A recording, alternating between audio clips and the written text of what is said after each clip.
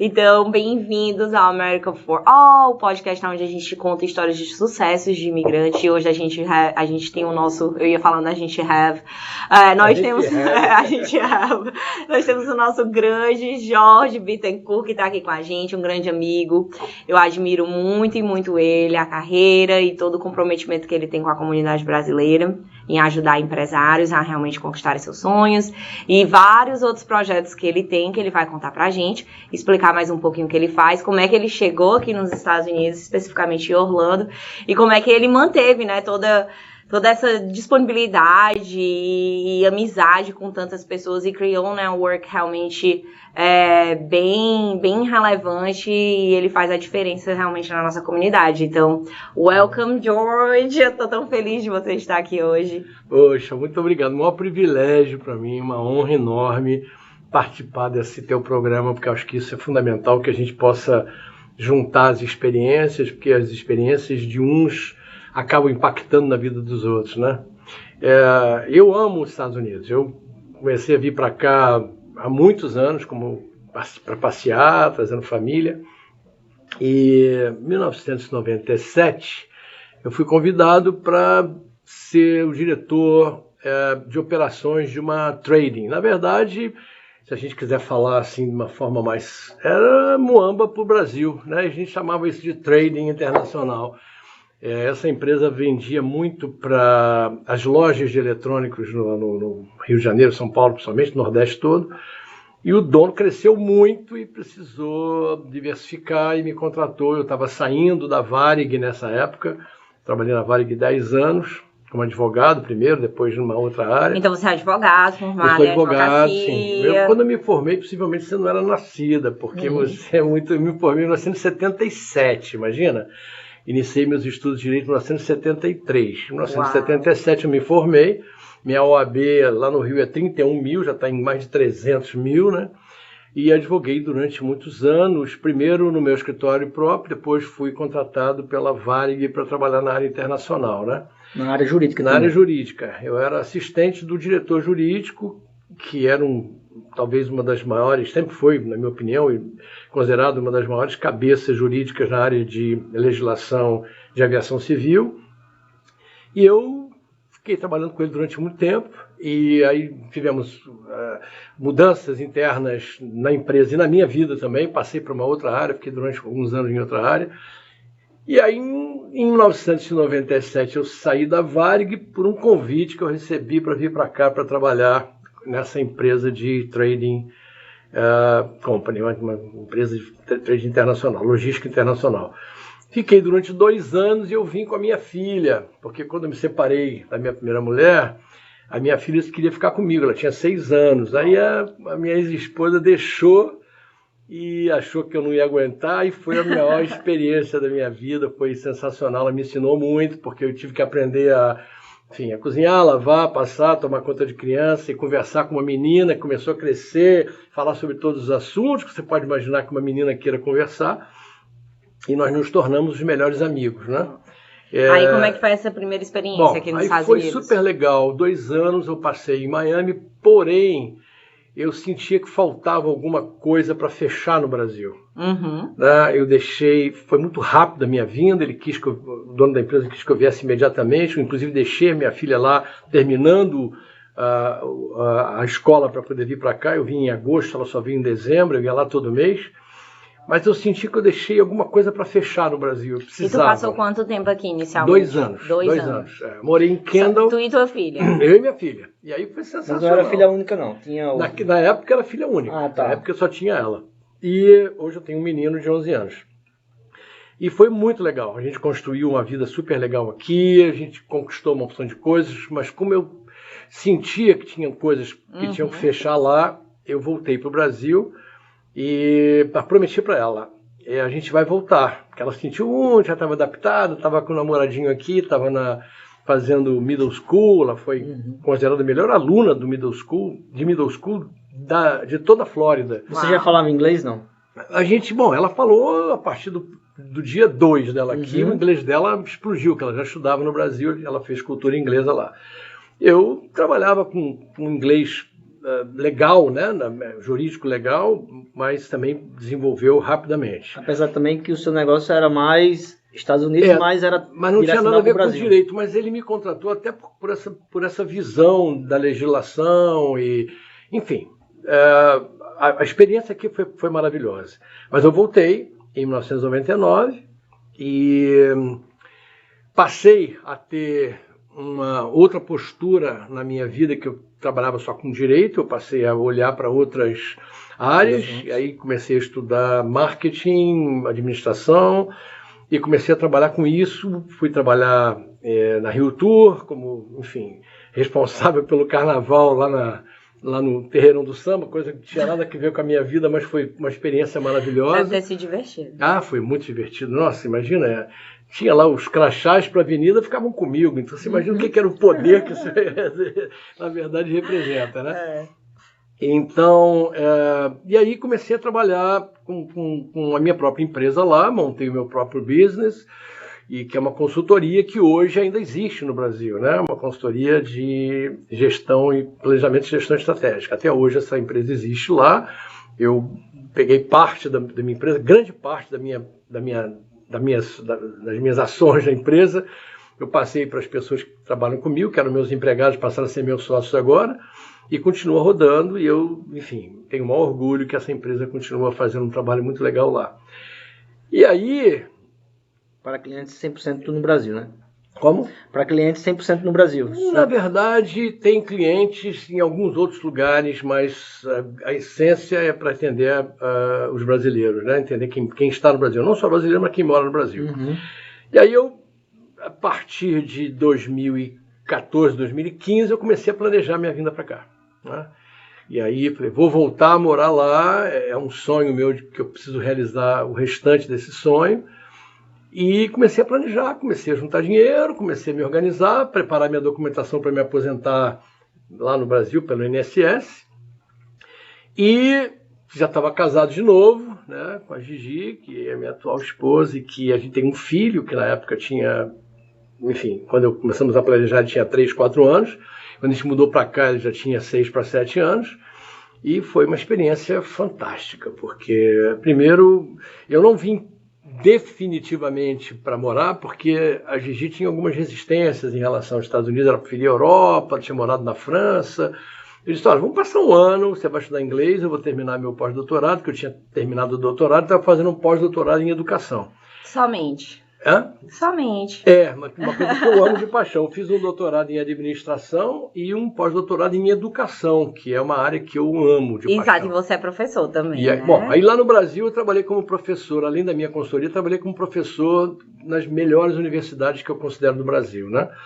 IBMEC, FGV, ESPM, a própria Estácio, que é E você ensinava gestão, correto? Olha, eu dava aulas ali, na Estácio de Sá. Eu comecei também a dar aulas num curso de ciências aeronáuticas, em que eu dava aula de legislação de aviação civil e segurança de aviação civil. São as minhas duas especialidades, minha especialidade na área de aviação. E nos outros cursos de administração e marketing, eu dava aula de administração básica, marketing de relacionamento, marketing de serviço, marketing, enfim, de pessoas e gestão de processos e tal. E aí fiquei durante esses 15 anos dando aula, mais do que isso, vim para cá em 2017, e fazendo o que eu gosto muito, que é a pesquisa para descobrir coisas novas. Eu sou muito inquieto com verdades e realidades, sabe? Eu acho que tudo é questionável, né? E aí comecei a aprender com as pessoas aqui. Eu vim para cá achando que eu ia ser o dono da parada, porque, enfim, depois de tantos anos no Brasil, com uma consultoria poderosa, dando aula nas melhores universidades, sendo homenageado, eu falei, cara, eu vou chegar lá e vou arrebentar. Cheguei aqui e ninguém me conhecia, entendeu? Já era uma segunda experiência, você já tinha vindo para cá inúmeras vezes, verdade. Então assim, você não era o que a gente consideraria um noob nos Estados Unidos, você já tinha tido uma certa experiência, você sabia como, pelo menos, lidar com a cultura, com a economia, com o negócio. Ajuda muito. Ajuda muito. Eu vim também apoiado com alguns amigos que moram aqui, que ainda moram, que quando eu vinha para cá de férias eu ficava na casa deles, então tinha toda essa coisa de apoio. Desculpa, mas quando vocês vieram, vocês decidiram buscar um visto de estudante? Não, nós viemos com visto de estudante para minha mulher, para ela estudar inglês, e eu vim para terminar meu curso de pós-doutorado em educação. E o que dava certinho, né? Porque ela precisava decidir realmente se os Estados Unidos ia ser uma possibilidade de vida para ela. Exatamente. Daí o visto de estudante para ela foi a que a gente chama de bridge, exatamente, né? Que é aquela ponte para que ela pudesse realmente se familiarizar e entender se aqui era o lugar. E a promessa para ela foi essa: a gente vai passar um ano. Se você não quiser, eu vou voltar, porque eu estou com você para qualquer coisa. Minha vida está hoje, ela, meu filho, claro que minha filha no Brasil também é a minha paixão, mas eu tenho um novo núcleo familiar, e esse núcleo familiar, se ela não quisesse ficar aqui, a gente ia voltar para o Brasil. Eu não ia obrigá-la a ficar ou me separar dela. Então tinha que encantá-la, né? Então a gente foi para uma casa muito bacana, compramos um carro bacana para ela, dei todas as possibilidades para que ela pudesse se adaptar com calma, sem pressa nenhuma. E no final de um ano a gente conversou, ela disse, eu acho que a gente pode ficar mais um ano. Eu falei, bom, mas você aguenta continuar estudando? Porque você está com visto estudante, tem que estudar, você não pode... eu já estou assim meio no limite do estudo, então vamos considerar a possibilidade de ficar aqui. E aí fizemos todo um processo de aplicação para visto, para mudança de status. Mas só antes da gente passar para essa outra parte, né? É interessante quando tu fala que teve toda essa conversa com a tua esposa, que tu teve que encantar a tua esposa com os Estados Unidos, né? Fazer todo esse encantamento para que ela realmente, né, dissesse, sim, eu quero ficar aqui, porque você já tinha esse pensamento, esse goal na sua cabeça que você queria, né, que acontecesse. É uma coisa que é extremamente importante, porque é um núcleo familiar que está se mudando, né? Então, a sua mudança não é somente o que você está sentindo dentro de você. Existem outras pessoas que também fazem parte dessa mudança, incluindo o teu filho, né? Claro. Porque não é somente a adaptação do Jorge e da Gigi, também tem uma criança no meio que a gente sabe que eles se adaptam, né? Relativamente rápidos, mas eu já vi casos no qual a criança também não se adaptou. E os pais tiveram que voltar porque a criança já estava num processo de depressão que tinha que ser revertido naquele momento, entendeu? Perfeito. Então, assim, eu acho assim... É muito da tua essência, né? Pensar tanto nas pessoas e entender como levar elas para tomarem a decisão, né? Que você acha que é melhor para sua família. Era o meu sonho que ela acabou abraçando. Inicialmente, de uma maneira temporária. Eu ia quebrar essa história aí em um ano, como foi os 3 primeiros meses. A gente foi morar numa casa muito boa, uma casa enorme, com piscina, coisas que a gente no Brasil não teria condições de ter, não só por finanças, mas também por segurança e tal. Morar em casa no Brasil não é uma realidade, em cidade grande, né, pelo menos. Tem que ter condomínios muito fechados e tal. Então a gente foi morar numa casa muito boa, a gente começou a ter um espaço de trabalho, de trabalho mesmo, porque ela continuou estudando e eu continuei estudando. Isso para nós, naquele momento, era o trabalho que a gente tinha. Uma rotina, né? Nossa rotina. Para se ocupar. E quando terminou esse período inicial de mudança, que é sempre uma delícia, né? Você vai na loja, compra tudo, arruma casa, compra... Enfim, aqui é o país que você vai passando e as vitrines vão te chamando, né? Jorge, você vai olhar, tinha lá uma roupa me chamando, tinha um carro me chamando, tinha alguma coisa me chamando.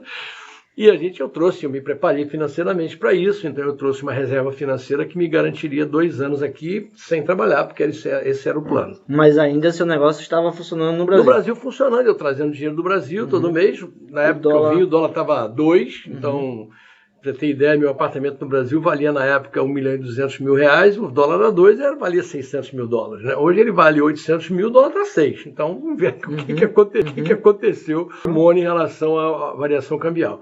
Então, os primeiros meses foram deliciosos, porque foram desafiadores, claro, mas deliciosos. Meu filho teve 1 ou 2 dias em que ele chorou, não queria ficar na escola, porque não conhecia ninguém.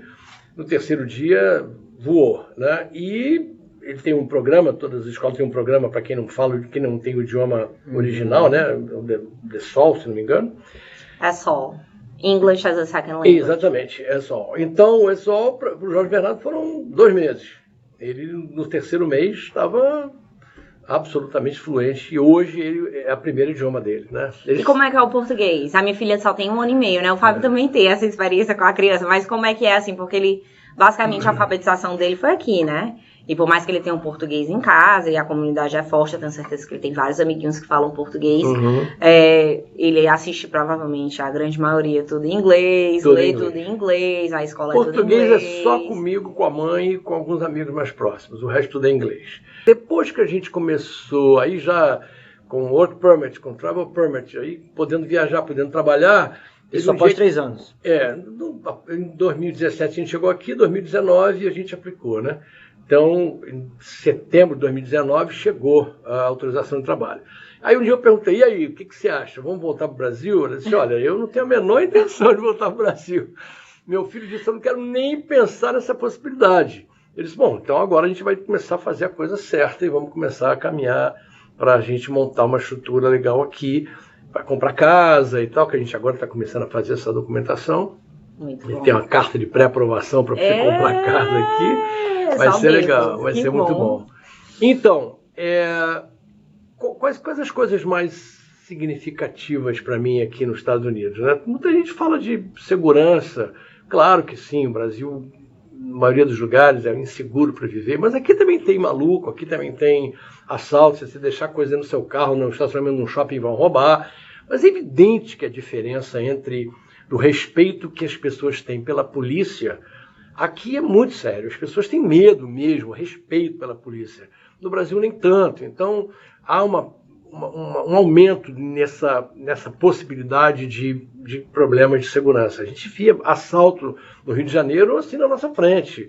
A gente morava num apartamento que ficava a 300 metros do consultório da Gigi. Ela ia andando e voltava todo dia. A creche do Jorge Bernardo ficava na mesma rua do consultório dela. Ela voltava com o carrinho, ela via pessoas serem assaltadas do lado. Disse, quando é que vai ser a minha vez? Acho que foi isso que ajudou ela a vir. Então, a decidir, né? E a tomar essa decisão. Eu acho que isso ajuda muitas pessoas. Muitas pessoas. Tem cliente que chega aqui que já foi raptado, que já sofreu assalto, que está traumatizado e que realmente está buscando mais segurança para a família, né? Esse é foi o grande, digamos, diferencial e motivador para a gente vir. Mas tiveram outras coisas também. Principalmente em relação ao meu filho, né? Ele é inteligente, esperto, ele aqui está na escola de GIPS, ele está voando, melhor aluno, tirou a nota máxima em todas as provas do estado, né? Mas eu pensei, o que ele vai ser no Brasil, mesmo sendo um ótimo aluno? Qual é a possibilidade dele se desenvolver no Brasil? E eu achei que aqui poderia ter uma oportunidade para ele abrir a cabeça dele, mesmo que ele voltasse para o Brasil, que a gente voltasse algum dia. Então foi muito por ele também. Porque também você já teve a experiência da sua filha aqui na mesma idade, e ela disse que a vinda para cá foi o divisor de água na vida dela, entendeu? Antes dos Estados Unidos e depois dos Estados Unidos para ela. Ela é advogada brilhante no Rio de Janeiro, trabalha com uma empresa de... Ela ficou lá, então, na segunda vez que você veio. Nós voltamos, ela ficou, casou, tem um filho, o marido dela trabalha lá, ela também é advogada de uma empresa de energia, o inglês dela é absolutamente fluente e ela ganha super bem, diz, pai, nesse momento não é o meu caminho, vez, né? Eu, quem sabe, você abre uma porta pra gente. Eu tenho namorado essa possibilidade, sim. Mas ela ainda está no caminho profissional. Ela está no caminho profissional dela, ela fez 39 anos agora e ainda tem bastante coisa para conquistar. E, enfim, ela é a minha princesa, ela que me ensinou a amar, né? A gente, quando casa, pensa que ama loucamente e tal, mas só quando tem filho que você percebe o verdadeiro significado do amor, né? Ela foi startou a minha mudança de paradigma de vida, passou a ser o meu referencial, o meu combustível para crescimento contínuo, ainda é, porque a gente conversa todo dia e fala, ela liga pela tela, a gente chora quando se vê. Eu vou ao Brasil agora, se Deus quiser, no final desse ano, para vê-la mais uma vez. Ela esteve aqui ano passado, esse ano agora, passou aqui quase um mês com o meu neto, e o meu neto liga para mim pelo telefone dele e falou, careca, eu vou ir para sua casa. Eu digo, pode vir, pega aí o avião e te pega no aeroporto. Ele falou, mamãe, eu vou para casa do vovô careca. Então, ela perguntou para ele outro dia, filho, que você mais quer? Se você puder escolher uma coisa que você possa... O que você quer? Eu quero ir para casa do vovô careca. Então, cara, isso a gente se vê pouco, porque ele mora lá e eu moro aqui, mas é uma alegria. Essa distância dos países, ela, né, você é uma coisa que você tem que aprender, né? Que você aprende, que você tem que se conformar de uma certa forma.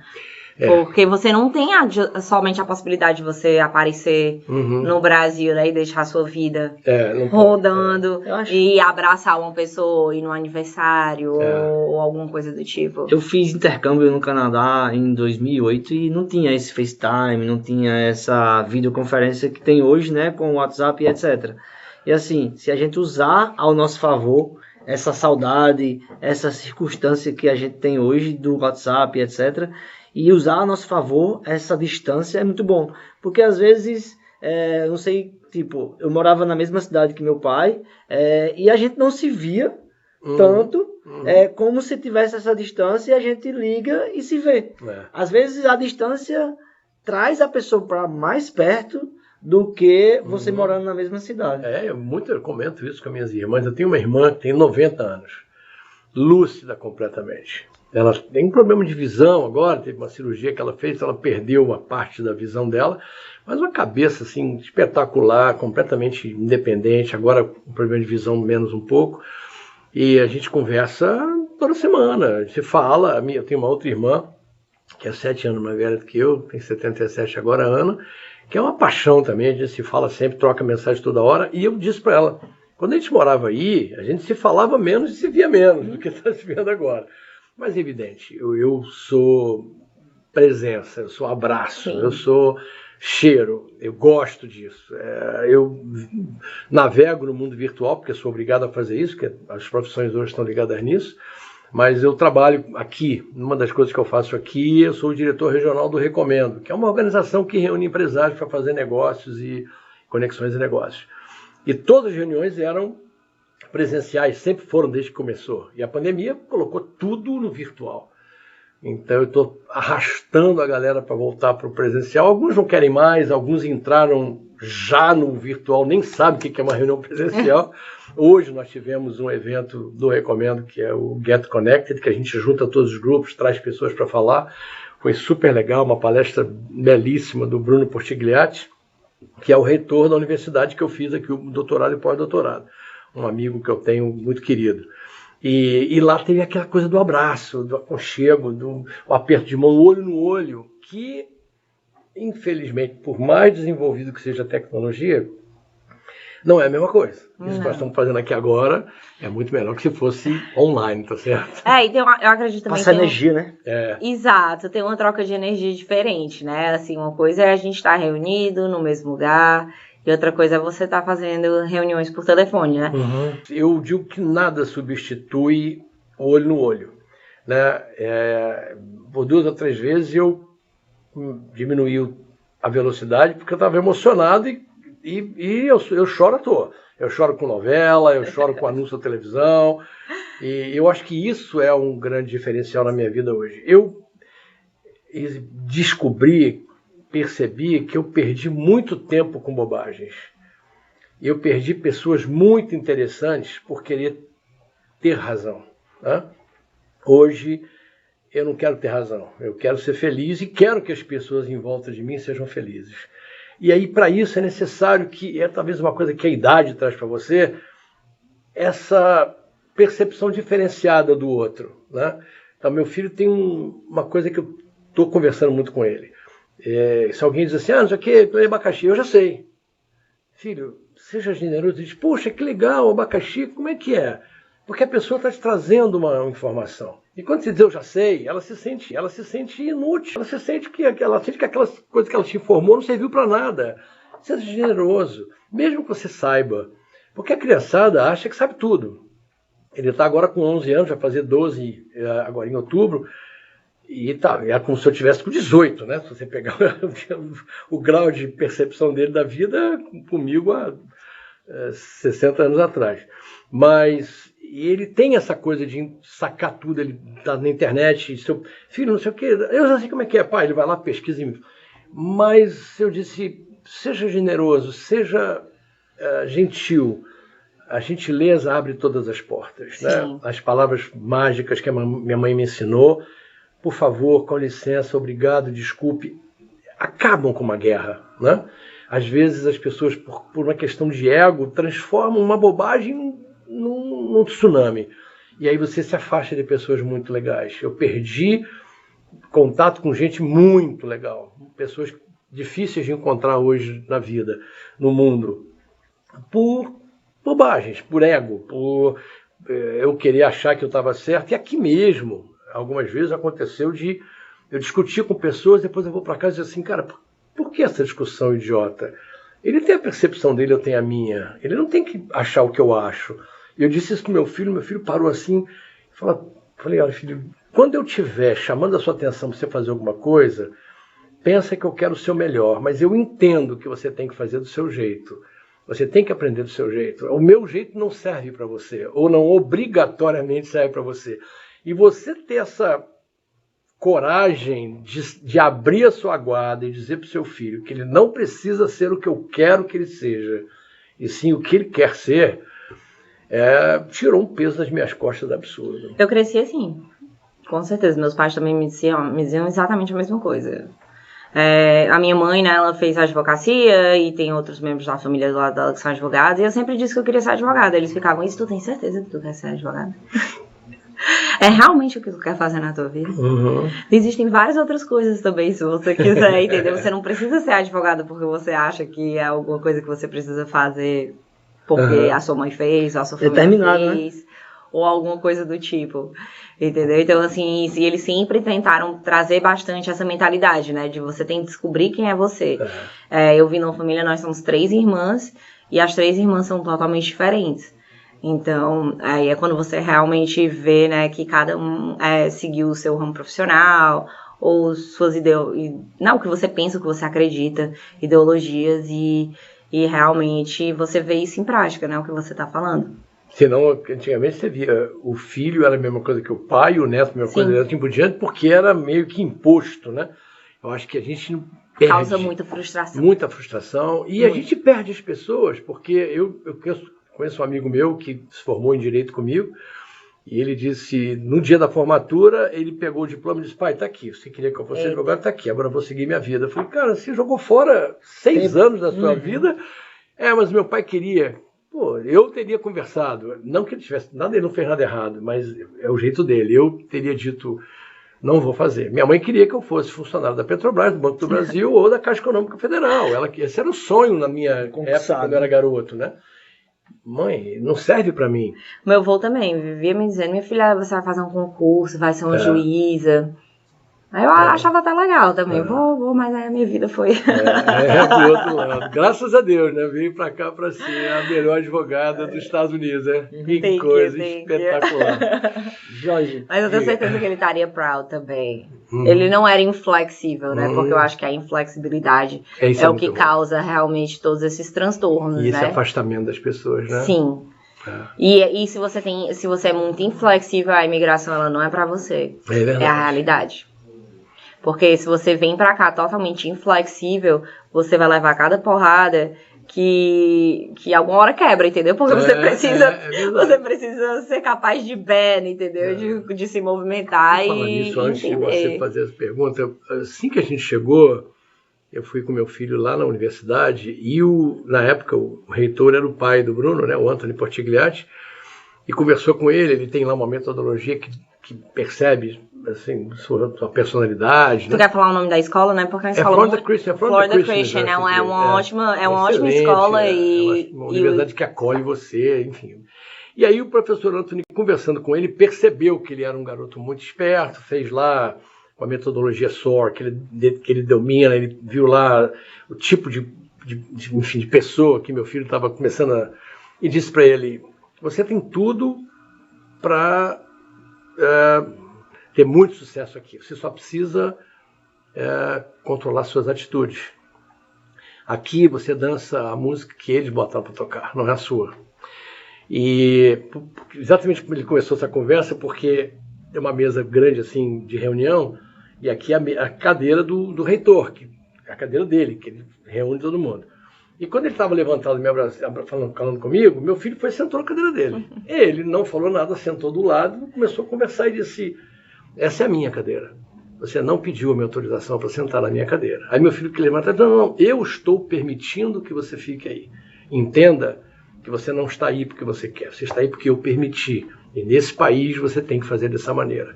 Então, a gente vai falar um pouquinho, quando tiver a chance, do canal no YouTube. Eu criei um canal no YouTube chamado Concierge USA, em que eu dou dicas para as pessoas que vêm para cá. E a primeira dica que eu dou é: não tente dar jeitinho nos Estados Unidos. Não venha para cá com a chavinha brasileira ligada, porque você vai apanhar, você vai perder e você vai ser preso se você insistir. Aqui existem regras que têm que ser cumpridas. É por isso que esse país chegou onde chegou. Porque as regras são feitas para serem cumpridas, as pessoas cumprem. E quem não cumpre, a legislação está em cima para obrigar. Então, meu filho ouviu isso dele e saiu dali, acho que sem entender muito, mas ao longo desse tempo, ele foi aprendendo. Outro dia, ele recebeu uma homenagem, que ele terminou o Elementary School, foi para o Middle School agora. E a gente começou a falar sobre isso, ele disse, pai, a gente sempre fala sobre essa história e algumas vezes me dá vontade de dizer para o professor que ele está errado, me dá vontade de jantar, me dá vontade de quebrar as regras, mas eu aprendi que dessa maneira eu vou ter mais dificuldade aqui. Então eu disse, bom, eu vou agradecer ao professor Antônio naquela conversa que teve com ele há 5 anos atrás, porque ajudou. É uma pessoa de fora que disse isso para ele. Alguém muito importante, né? Ele percebeu, estou numa universidade, esse é o reitor da universidade, ele percebeu a importância. Então, eu nesse canal do YouTube, todas as minhas dicas são: faça certo, não venha para cá para fazer errado. Não venha pelo deserto, não venha com visto que você já sabe que não vai ser para mudar, não corte nas ruas, não avance sinal. Coisas tão simples que no Brasil a gente faz de uma maneira como se fosse fazer parte do nosso cotidiano. Isso é uma parte de uma reprogramação mental, né? Que você tem que passar. Porque eu acredito que essa adaptação, ela é o que eu acho que eu repito isso tanto que vai acabar virando verdade. Que existe um processo de adaptação e que a maioria das pessoas passam por um processo de mais ou menos 3 anos até elas realmente estarem adaptadas nos Estados Unidos, né? Então a gente fala assim, vou para os Estados Unidos e não faz nenhum tipo de programação, seja para visto financeiro, né? Que você disse que você fez tudo isso. E chega aqui e encontra uma outra realidade, que não é tão fácil se adaptar, que a grande maioria das pessoas não são mais tão jovens quanto elas acham, para passarem por situações que elas não estão preparadas, principalmente se há uma falta do dinheiro, existe uma dependência num trabalho aqui que talvez ainda não seja dentro da sua área, o que acontece para muitos imigrantes, né? Claro. Que chegam nos Estados Unidos. Então, esse processo de adaptação, né, que tu pode contar pra gente como é que foi, né, dentro da família de vocês, ele é real, pelo menos em todas as pessoas que eu converso diariamente. Esse é o meu trabalho, né, eu sou advogada, e eu converso com imigrantes. Então, assim, em todas as conversas que eu já tive em todos esses anos de prática, essa adaptação, ela é o processo mais doloroso, né? É verdade. E é quando você chega no final desses 3 anos, é que você começa mais, o seu cérebro, ele está mais adaptado àquela sua nova realidade, né? A gente vai criando uma consciência, a gente vai criando uma inteligência dentro daquele ambiente que a gente vive. Isso. A maioria das pessoas, elas não estão acostumadas a ser nômade, a simplesmente se largarem, estarem em outros diferentes lugares e espaços, né? A cada mês, a cada ano, as pessoas normalmente elas são mais grounded, elas têm raízes, né? Elas têm famílias e coisas que não fazem elas viajar tanto. Então, você simplesmente acordar, né, pegar um avião e vir, e agora essa é a minha nova casa, essa é a minha nova realidade, essa é a minha nova rotina, esse é o meu novo dia a dia, as crianças vão para essa escola, eu agora tenho que pensar em inglês, eu tenho que resolver meus problemas em inglês, eu tenho que ligar minha eletricidade em inglês. O que não é pessoalmente, é pelo telefone, é muito mais difícil. Por telefone, lembrando que falar inglês no telefone é mais difícil, né? Então, assim, se não há uma programação, né? Eu tenho que focar no inglês, ou eu tenho que resolver meu financeiro, ou eu vou realmente pra ralar, e eu tenho que me preparar mentalmente pra ralar, e passar aquele período ali que eu vou ter que né, baixar a minha cabeça e focar só no meu dia após dia, para que você consiga respirar no final, porque isso também é a realidade de muito imigrante, né? É extremamente importante, porque para mim o processo de adaptação, ele é o que eu vejo nas pessoas, o que mais faz realmente essa mudança de vida. É isso aí que eu ia voltar um pouco, tipo, você passou aqui 2 anos, aí você acabou voltando para o Brasil porque teria alguma coisa lhe incomodando, que você teria que fechar esse ciclo no Brasil. Acabou fechando e tendo aquele sonho reaberto novamente para querer vir voltar aqui. E assim, é muito difícil o início aqui nos Estados Unidos, como a doutora acabou de falar, e você fechou o ciclo aqui também. Aí você teria, o seu sonho era muito grande para poder passar de novo tudo aqui, porque o começo é o mais complicado, né? É o mais difícil. Qual foi o seu maior, assim, o seu maior sonho em voltar para cá? Foi realmente seu filho mesmo? Bom, a minha experiência inicial, a minha primeira experiência foi completamente diferente da segunda. A primeira foi uma empresa americana que foi lá me buscar, me deu uma casa, me deu uma BMW nova, me deu um cartão de crédito corporativo, me deu um salário que eu vivia muito bem. Voltar para o Brasil tendo isso foi muito importante que eu pudesse dizer, não é isso que eu quero na minha vida. Eu preciso ter meus ciclos concluídos para não deixar âncoras, amarras, que se acabam te prendendo no passado e em outros lugares. Então eu precisei voltar e abrir mão daquilo tudo que eu estava tendo aqui. Vir para cá agora, eu vou fazer uma analogia muito interessante. Eu tenho uma filha que tem 39 anos e tenho um filho que tem 11 anos. Eu comecei tudo de novo. E vi que não tem nada igual ao que foi ser pai da minha filha, que hoje tem 39 anos, exceto a dedicação e o amor que eu tenho pelos meus filhos. Porque eu nasci para ser pai. Todas as outras ocupações e atividades são periféricas e complementares. Eu largo qualquer coisa pelos meus filhos. Então, a segunda tentativa, né, de vir para cá foi muito mais planejada. A primeira, o cara ligou para mim e disse: estou indo para o Brasil para conversar com você. Eu falei: também, eu tinha acabado de sair de um ciclo que estava tóxico para mim no trabalho.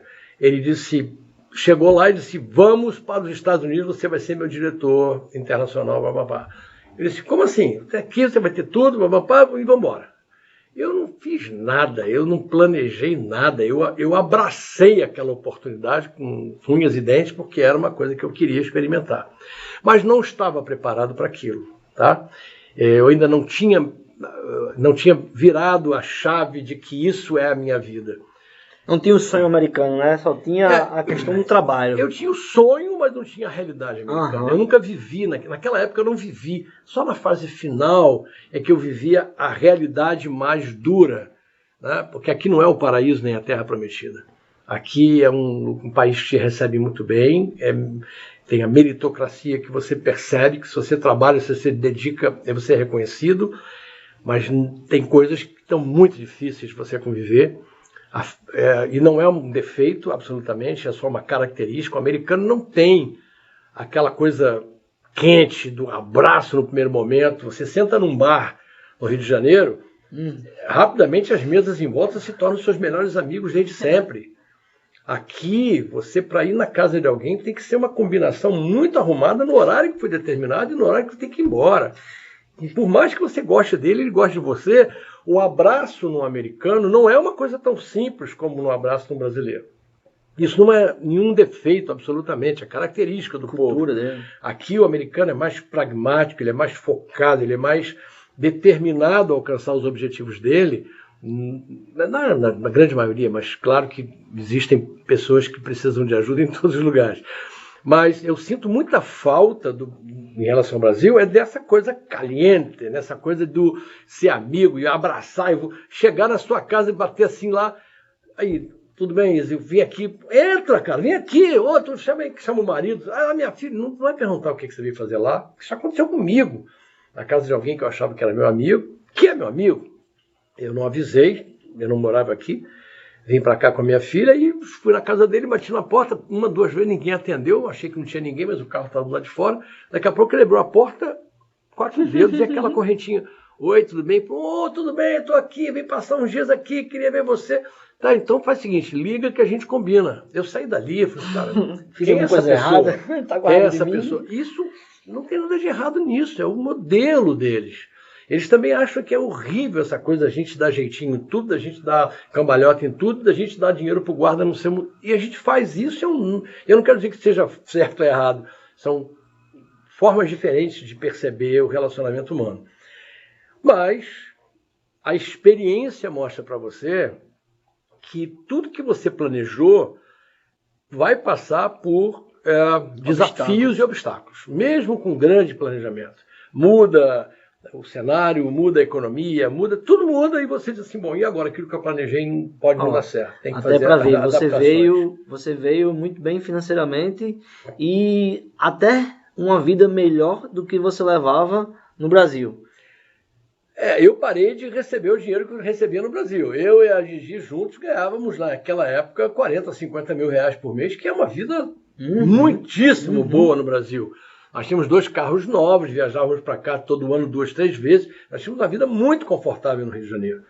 Mas vir para cá tinha um outro lado que era compensação disso, que era vamos experimentar um outro lado do mundo, vamos conhecer um outro pedaço desse planeta, de forma mais verdadeira do que a minha primeira experiência. E Jorge, quando, né, ainda falando sobre o período de adaptação, né, eu acho que a gente ainda tá falando um pouco sobre isso, quais foram as maiores dores durante esse tempo de adaptação? Porque, né, você veio de uma vida confortável no Rio de Janeiro, o Rio de Janeiro é lindo, o Rio de Janeiro...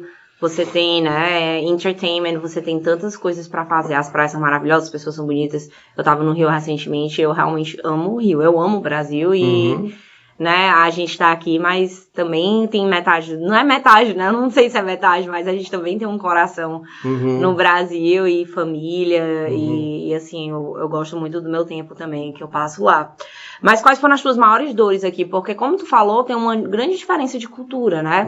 A cultura dos Estados Unidos é uma coisa, a cultura brasileira é outra. O brasileiro ele é mais extrovertido, ele confia mais rápido, ele é mais emotivo, a vida é mais tranquila. No Brasil, a mão de obra é mais barata, então você tem muitos mais serviços para livrar o seu tempo para você focar na sua vida social e profissional. Coisa que nos Estados Unidos isso é bastante invertido. A mão de obra é cara, os serviços são caros, e a gente não é tão cultural ter tantas mãos para te ajudar, né? E como um imigrante, você também saiu do seu núcleo familiar e entrou numa vida nova, então você não tem, né? A mãe, ou a irmã, ou a amiga de infância que tá ali pra acolher os seus filhos, né? No momento que você ou precisa sair pra jantar com a sua esposa, pra comemorar o aniversário de casamento, ou que você decide vir pros Estados Unidos de férias, né? Eu, quando era criança, que o meu pai tinha que viajar, alguma coisa do tipo, a gente ia pra casa dos nossos tios e passava 15, 20 dias lá. E, assim, a minha filha hoje não tem essa disponibilidade. Eu não tenho... Tem a família do meu marido que mora aqui, que são americanos, né? Que é uma relação diferente do que eu teria com a minha família brasileira. Então, eu simplesmente não tenho, assim, um lugar hoje, fora as minhas amigas maravilhosas que estão me escutando. Eu tenho certeza que eu poderia deixar minha filha com ela, mas é diferente. A gente sabe que as pessoas são extremamente ocupadas e que existe realmente essa diferença da mão de obra e do serviço que está disponível para você dentro de um preço razoável, né?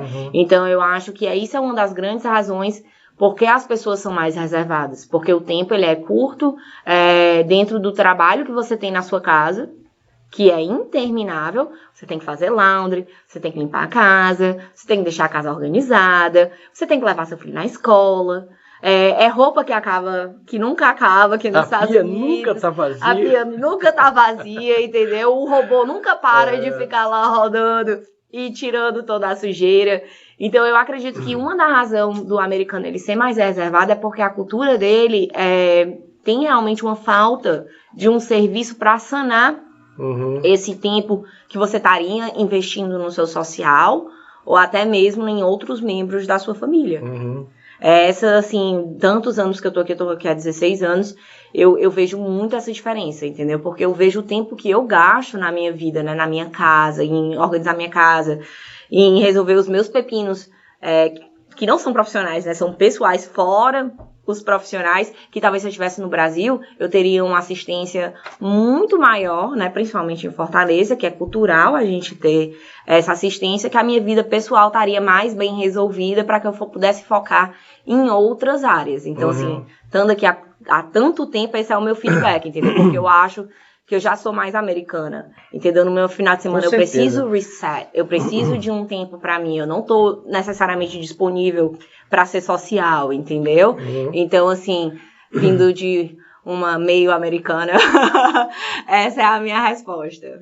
Bom, as maiores dores são focadas em dois aspectos, o pessoal e o profissional. Em algum momento elas se misturam, mas uma dor que eu acho que não vai acabar, eu vou me acostumar com ela, é de que eu não estou no meu país. Eu posso virar cidadão americano, sem problema, como eu tenho alguns amigos meus que são cidadãos americanos, e eles sabem que são imigrantes. Eu não estou nem falando em direitos, o americano respeita você. O americano é justo, na maioria das vezes, é correto, na maioria das vezes. Mas ele trata você como imigrante, ponto. Se tivesse que ter um escalonamento aí de prioridades, seria facilmente o imigrante estar num segundo plano. Eu não estar no meu país é uma dor. E, ao mesmo tempo, é um prazer. Porque eu, quando estou com saudade do Brasil, eu assisto o Jornal Nacional. E aí eu perco completamente a saudade do Brasil. Porque é um desrespeito ao cidadão, a violência urbana, a classe política, de modo geral, a pobreza. É muito corrupta, a pobreza nas ruas. Então, tem um lado assim que bom que eu estou aqui, estou oferecendo isso para minha família e para mim.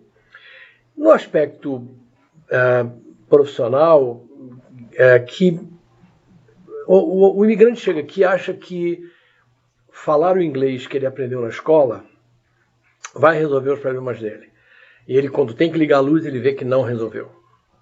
Quando vem a conta, tem coisas que estão ali que ele nem lembra, que ele não sabe que ele fez, mas que ele foi dizendo yes, yes, yes, e a coisa que o cara foi colocando e que você não... Ou todos os contratos que ele assinou, que ele nunca leu, que ele nunca entendeu que está ali. Nunca entendeu e que em algum momento vai ser cobrado isso dele. Exato. Então ele vem para cá, normalmente o imigrante vem achando, não, eu vou me virar, more or less, e vai em frente. E o americano não abre porta para quem não fala o idioma deles de forma adequada. Exceto se você tiver alguma coisa muito importante para oferecer, ele vai se esforçar de entender, porque ele tem interesse no que você está oferecendo. De outro lado, de outro modo, ele vai chamar alguém que seja como ele, americano, e que entenda o que ele tem a dizer. Agora, sob o ponto de vista prático, eu vejo muito mais vantagens do que desvantagens de ter mudado a minha vida para cá. Eu tenho falta da minha filha, do meu neto, das minhas duas irmãs, dos meus sobrinhos, de grandes amigos da vida inteira. Eu tenho amigos há 55 anos. Eu tenho amigos muito mais idade do que você vai ter daqui a 20, tá certo? Então eu tenho... Obrigada, mas não é. Mas obrigado, mas você é uma jovem mesmo. Podia ser minha filha com facilidade. Então, sob o ponto de vista prático, estar aqui representa para mim a realização de um sonho, né? E de estar proporcionando isso para minha mulher, para o meu filho, para as pessoas que vêm aqui, ficam na minha casa, e eu recebo com uma alegria imensa, porque eu adoro receber, faço festa todo fim de semana, se não tiver ninguém, faço festa sozinho, eu adoro, faço churrasco o tempo inteiro, sou ótimo cozinheiro, a Gigi foi para o Brasil, passou 15 dias agora lá, e para mim foi, exceto a falta dela, que eu sinto muita falta, a casa andou naturalmente, porque eu sempre vivi sozinho, eu e minha filha. Eu criei minha filha, era eu e ela. Durante 25 anos, era eu e ela. E até que ela se casou, né? Então, hoje, eu quero entrar, talvez, na realidade, quer dizer, atualizar a nossa... Parar de falar só do passado, porque eu fico falando do passado, começo a pensar... Cara, é muito emocionante ter chegado até aqui, mas o que é esse aqui? Então, assim que eu cheguei, eu tive muitas oportunidades oferecidas por pessoas que me adotaram como amigo, né? A família, como eu disse, a família Portigliatti, da Florida Christian University, sempre me apoiaram em tudo. Eu tenho amigos que eu fiz aqui, o Alexandre Damiani, o dono do Recomendo, que me acolheu e me ofereceu ser o diretor regional aqui. Muita gente que eu conheci aqui, que se tornaram meus amigos agora muito fortes, e que eu consegui nesses 5 anos que hoje, aliás, ontem, fez 5 anos que eu desembarquei nos Estados Unidos, nessa última vez para cá. E eu nunca saí do meu prumo profissional. Aquilo que você falou agora há pouco, eu fui atraído. Tem gente ganhando muito dinheiro. Eu tenho um amigo meu que é arquiteto no Brasil, que tem uma empresa, ele e a mulher dele, de limpeza de casas. Ele diz, Jorge, eu ganho $1.500 por semana limpando casas. E eu não consigo pensar como é que eu vou ganhar $6.000 por mês trabalhando na minha profissão. Ele disse, você não vai. Porque aqui você não é arquiteto, aqui você é qualquer outra coisa, aqui você não é arquiteto. Ele teria que passar por um processo semelhante ao da tua esposa, exatamente, né? E o meu. Eu estou fazendo reconhecimento dos meus diplomas e vou estudar para fazer o bar. E vou assumir um lado meu que adora o direito. Não obrigatoriamente migratório, apesar de que eu entendo hoje bastante, porque eu atendo muita gente que vem para cá e eu passo todo mundo para você sabe disso, mas de forma geral retomar a minha profissão.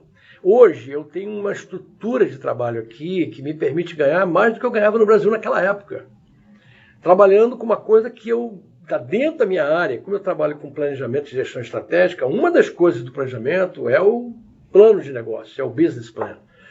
Eu desenvolvi uma técnica de elaboração de business plan que é muito bacana, muito completa. Eu estou atendendo alguns escritórios de advocacia que eu estou fazendo 20 business plan por mês. É muita coisa, você sabe disso. E falando assim, né, o que é o business plan, né? Porque eu acho que vai ter muita gente que vai estar assistindo a gente que vai estar com um ponto de interrogação aí no que é que tu tá falando, né? Apesar até que o business plan no Brasil não é utilizado muito, né? No Brasil você tem mais o currículo, né? Que aqui é um resumê, né? E que leva para, se você for fazer, por exemplo, um processo migratório, se for fazer, faça com a doutora Izzy, que é melhor. Se você for fazer um processo migratório dizendo que você tem habilidades extraordinárias, especialíssimas, e você quer encontrar um espaço no mercado de trabalho. É possível, claro que é. Você vai fazer um personal plan, você não vai fazer um business plan, você vai fazer um personal plan porque você não está montando um negócio, você está dizendo o seguinte, eu sou super fera, né? Mas vamos explicar, porque as pessoas ainda estão com ponto de interrogação. Eu vou explicar. Então, o que é um personal plan? O personal plan é um currículo desenvolvido ao extremo, em que vai mostrar toda a sua experiência, toda a sua formação acadêmica, tudo que você já fez em outros lugares, tudo que você consegue produzir enquanto um profissional. E, parênteses, né, esses personal plans e os business plans, eles são utilizados para casos imigratórios que precisam demonstrar a sua capacidade profissional e acadêmica. Isso. Então, o Jorge, ele não somente, né, trabalha na parte de gestão e ajudando imigrantes a expandir os seus negócios no Recomendo, como ele também tem a própria, o próprio escritório, consultoria, no qual ele desenvolve esses planos pessoais ou de negócios para imigrantes que estão buscando seus vistos e que precisam desenvolver esse material para complementar realmente o caso deles. Como eu estava dizendo, e é exatamente isso, o personal plan ele trabalha em cima da sua qualificação e da sua experiência. Eu tenho um entendimento, aqui nos Estados Unidos eu não sou advogado, então eu não estou falando como advogado, estou falando como um curioso e um consultor imigratório que usa os serviços da doutora Izzy na parte legal. Eu entendo que o agente migratório ele vai ser muito resistente no primeiro momento, porque ele vai exigir muito que você prove que você realmente vai contribuir aqui com a sua qualificação profissional. Você precisa ser entre 100 para poder ter essa benesse, porque isso é um privilégio que o governo americano dá para você, não é um direito seu, é uma possibilidade do governo americano te aceitar aqui. Mas, quando você faz um business plan, que você junta a sua qualificação e experiência numa proposta de montar um negócio aqui, você vai dizer para a imigração que você não vai competir com americanos no mercado de trabalho. Ao contrário, você vai abrir vagas de emprego no mercado de trabalho para americanos e outras pessoas que estão aqui, como empresário. Sim. Né? E o business plan, ele é muito utilizado, por exemplo, nos casos de EB, né? Que é o que a gente chama de employment base, que seria, por exemplo, o EB1, habilidades, conhecido como habilidades extraordinárias, existem outras categorias. O EB2, que o mais conhecido seria o EB2NW, que é o National Interest Waiver, que lhe dá a possibilidade de você aplicar para o seu visto sozinho. Tanto o EB1 quanto o EB2, você tem essa possibilidade de fazer o que a gente chama de self-petition. Ou seja, você mesmo está peticionando para um green card. Você não precisa de um empregador americano. Nesse caso, o comentário do Jorge, um dos requerimentos é que a gente demonstre realmente que existe, né, ou uma necessidade, ou que você não vai estar competindo com outras pessoas que estão buscando um emprego na mesma área, entre outras coisas. Então, o business plan, muitos brasileiros são empresários, né, ele tem uma experiência empresarial no Brasil, que pode ser transmitida para os Estados Unidos. E o business plan, ele é uma maneira, né, de você expor as suas ideias de negócio e você dizer, olha, eu vou usar minha experiência profissional do Brasil e aqui está o meu plano de negócios, o que eu gostaria de oferecer para que, em troca, eu receba um green card para mim e para a minha família. Business plans também são utilizados, por exemplo, em casos de vistos, né, de negócios que são temporários e que não necessariamente vão te levar para um green card, como, por exemplo, um visto L, um visto E, que eu também acho que o Jorge também trabalha com esse tipo de caso. Mas também. Aí já também é uma estrutura de business plan diferente, que você não precisa, às vezes, lógico, assim, por exemplo, o L, você precisa focar mais no lado profissional, né? Mas o E não, então são diferentes estilos de business plan para diferentes tipos de vistos, porque os vistos, eles fazem diferentes requerimentos. Então, esses business plans que são feitos voltados para a imigração, eles fazem parte da nossa argumentação e comprovação dos elementos do visto. Uma coisa interessante que você falou aqui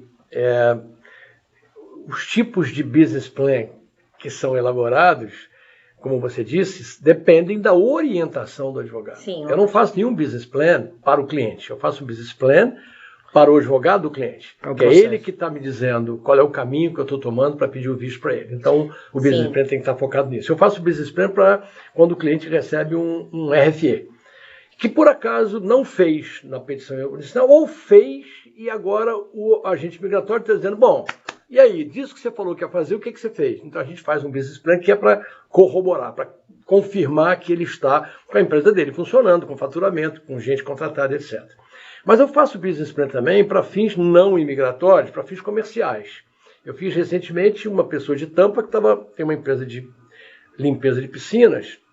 Ele estava comprando uma empresa de construção de piscinas. Ele queria juntar as duas coisas. Ele se tornou um expert em piscinas. E ele precisava de $500 milhão para adquirir essa empresa e impulsionar. Então ele precisava mostrar para o banco que ele ia pedir o dinheiro como é que estava consolidada a sua posição. Então foi feito um business plan para essa finalidade. É um business plan também, tá certo? O que é muito nessa só que as pessoas entendam um pouco o que aconteceu com o teu cliente. Eu acredito que o sistema bancário seja diferente entre o Brasil e os Estados Unidos, bem diferente. E as maneiras de você conseguir funding, dinheiro, para que você cresça o seu negócio, também são diferentes. Aqui, muitas vezes, o business owner, ele opta por buscar uma linha de crédito, né, que deve ter sido o que aconteceu com o teu cliente. E o crédito da empresa, ele é relacionado também com o seu crédito pessoal, que eu não sei se é a mesma ideia do Brasil, né? Não é. Então, assim, você tem que focar no seu crédito pessoal para que você também consiga melhorar o crédito da sua empresa e que você consiga potencialmente ter uma linha de crédito de negócios para que você consiga crescer o seu negócio fora do seu dinheiro pessoal. No Brasil, tem muito a influência do gerente na liberação do teu financiamento. Aqui não tem. O gerente não libera, não bota o dele na reta de jeito nenhum, ele faz uma avaliação fria, por mais amigo que ele seja de você, seu amigo. Então, o business plan, para quem não sabe como funciona, é muito simples. O business plan ele tem uma estrutura muito simples de ser explicada, né? Ele tem um que a gente chama de sumário executivo, que é um pré-resumo de tudo que vai ser dito ali, falando da experiência profissional, da sua formação acadêmica, os idiomas que você fala, os softwares que você domina. As escolas que você passou. A tua formação acadêmica toda, os cursos que você fez, os prêmios que você recebeu, certificações, as palestras que você deu, tudo. Depois você entra numa segunda parte, que isso aí, na verdade, seria o personal plan dentro do business plan.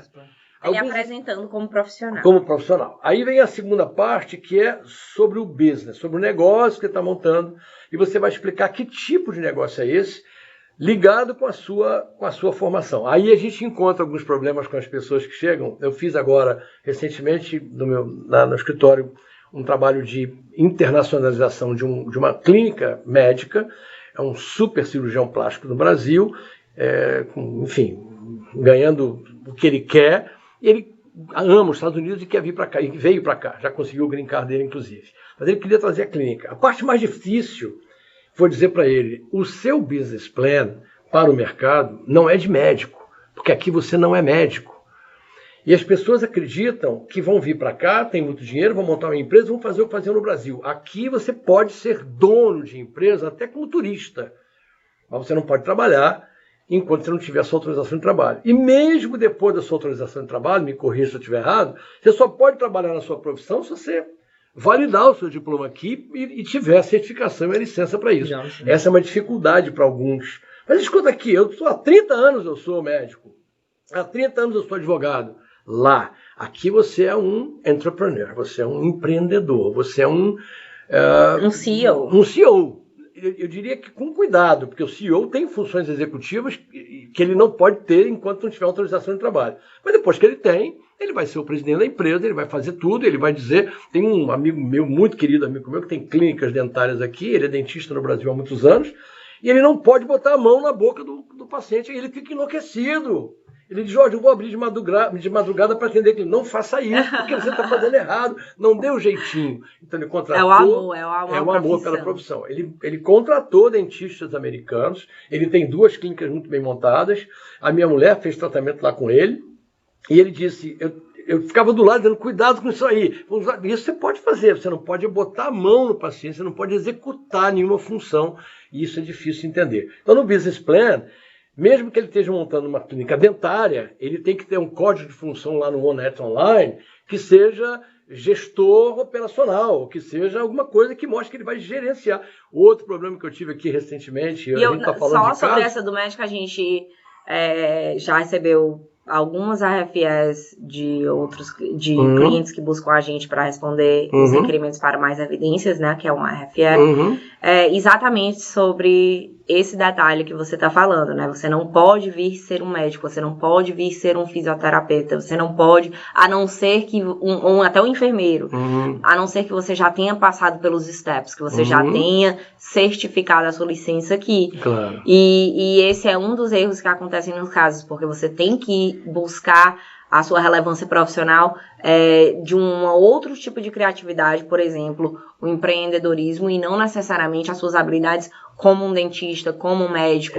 Esse médico eu tive muita dificuldade, porque ele vinha querendo executar, e eu disse, eu vou promover você. Como assim? Você vai deixar de ser médico para ser professor. E depois de professor, você vai ser reitor. Nós vamos montar um centro de treinamento e capacitação, pesquisa e capacitação na área de cirurgia plástica. Maravilha. E você vai ser o reitor. Você vai ser professor dos médicos aqui.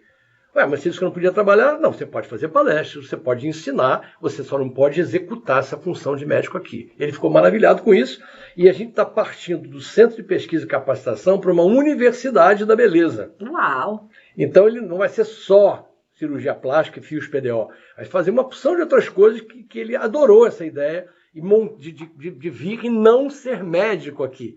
Porque eu sou advogado do Brasil, aqui eu não sou. Eu não poderia abrir um escritório de advocacia para trabalhar com visto. O máximo que eu posso fazer aqui é ser suporte para advogado para fazer, por exemplo, uma das coisas que é o business plan. Que não precisa de é onde a criatividade reina, né? Exatamente, e ajuda. Exatamente. Você conseguir abrir os olhos desse médico e levar ele a um resultado que ele estava feliz, né? E que ele pode exercer legalmente sem nenhum problema. Ele é um médico espetacular, um cara top das galáxias, assim, no topo da qualificação profissional, mas ele tinha o desejo de vir para cá para fazer aqui também. Eu disse, cuidado, porque você vai estar fazendo uma coisa que não é correta, está incomodando médicos que demoraram um tempão para tirar a licença aqui, e se tiver algum problema, você é muito bom, mas se tiver algum problema com a paciente aqui, você está lascado, vai perder, inclusive, sua habilitação no Brasil, porque isso vai dar um problema muito grave. Né? E tudo. Então, ele entendeu, ele disse, vamos fazer de uma forma mais lenta, que ele está querendo fazer muito rápido, e ele vai caminhar. Tenho certeza que ele vai caminhar na direção certa. Mas eu estava dizendo para você que eu tive recentemente também um caso de uma veterinária. Essas pessoas todas são do Brasil, estão vindo para cá. Estão vindo para cá. Buscando imigração migratória. Eu tenho uma dentista que ela é venezuelana e também veio para cá, só que ela já tem a licença para ser dentista aqui. Mas essa veterinária, ela trabalhou a vida inteira como veterinária, especializada em cavalos, principalmente, que é um negócio assim, muito específico, né? Só que ela não tem nenhuma experiência em gestão.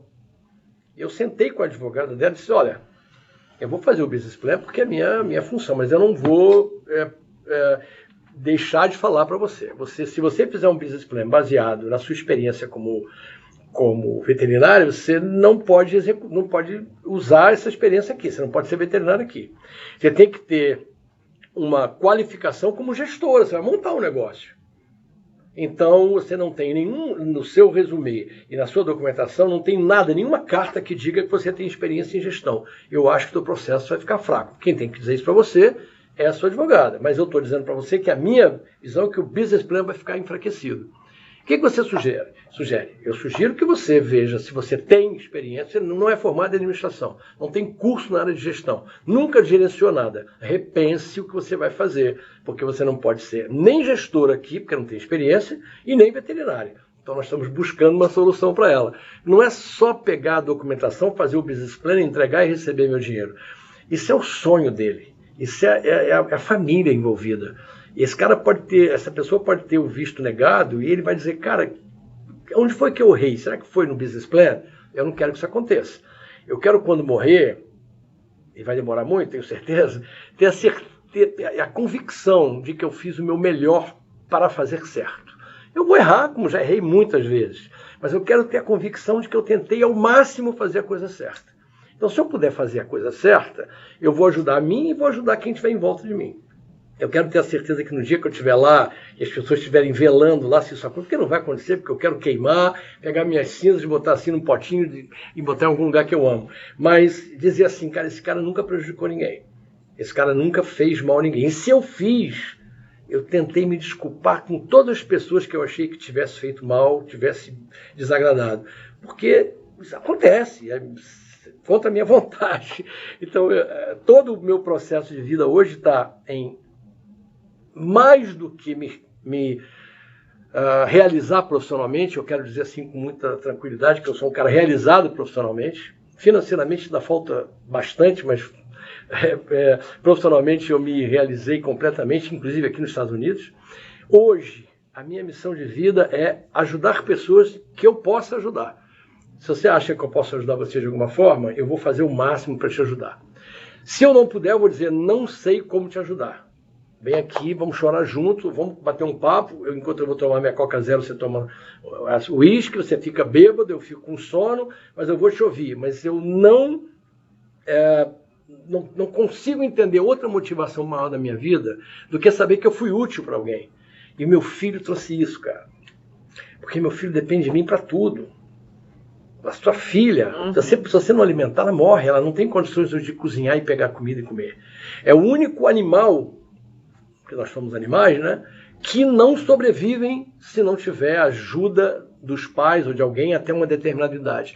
Todos os outros, eu adoro a história da águia, não sei se vocês conhecem, a águia bota todos os seus ovinhos ali lá em cima do despenhadeiro para os outros animais não comerem. Aí os ovinhos chocam e saem lá as águiazinhas. E ela vai lá, pega comidinha atrás, pega comidinha atrás, pega comidinha atrás. Quando ela percebe que está na hora, ela chega, empurra todo mundo lá para baixo. E o bichinho vai tudo tentando assim. Poucos não conseguem e morrem.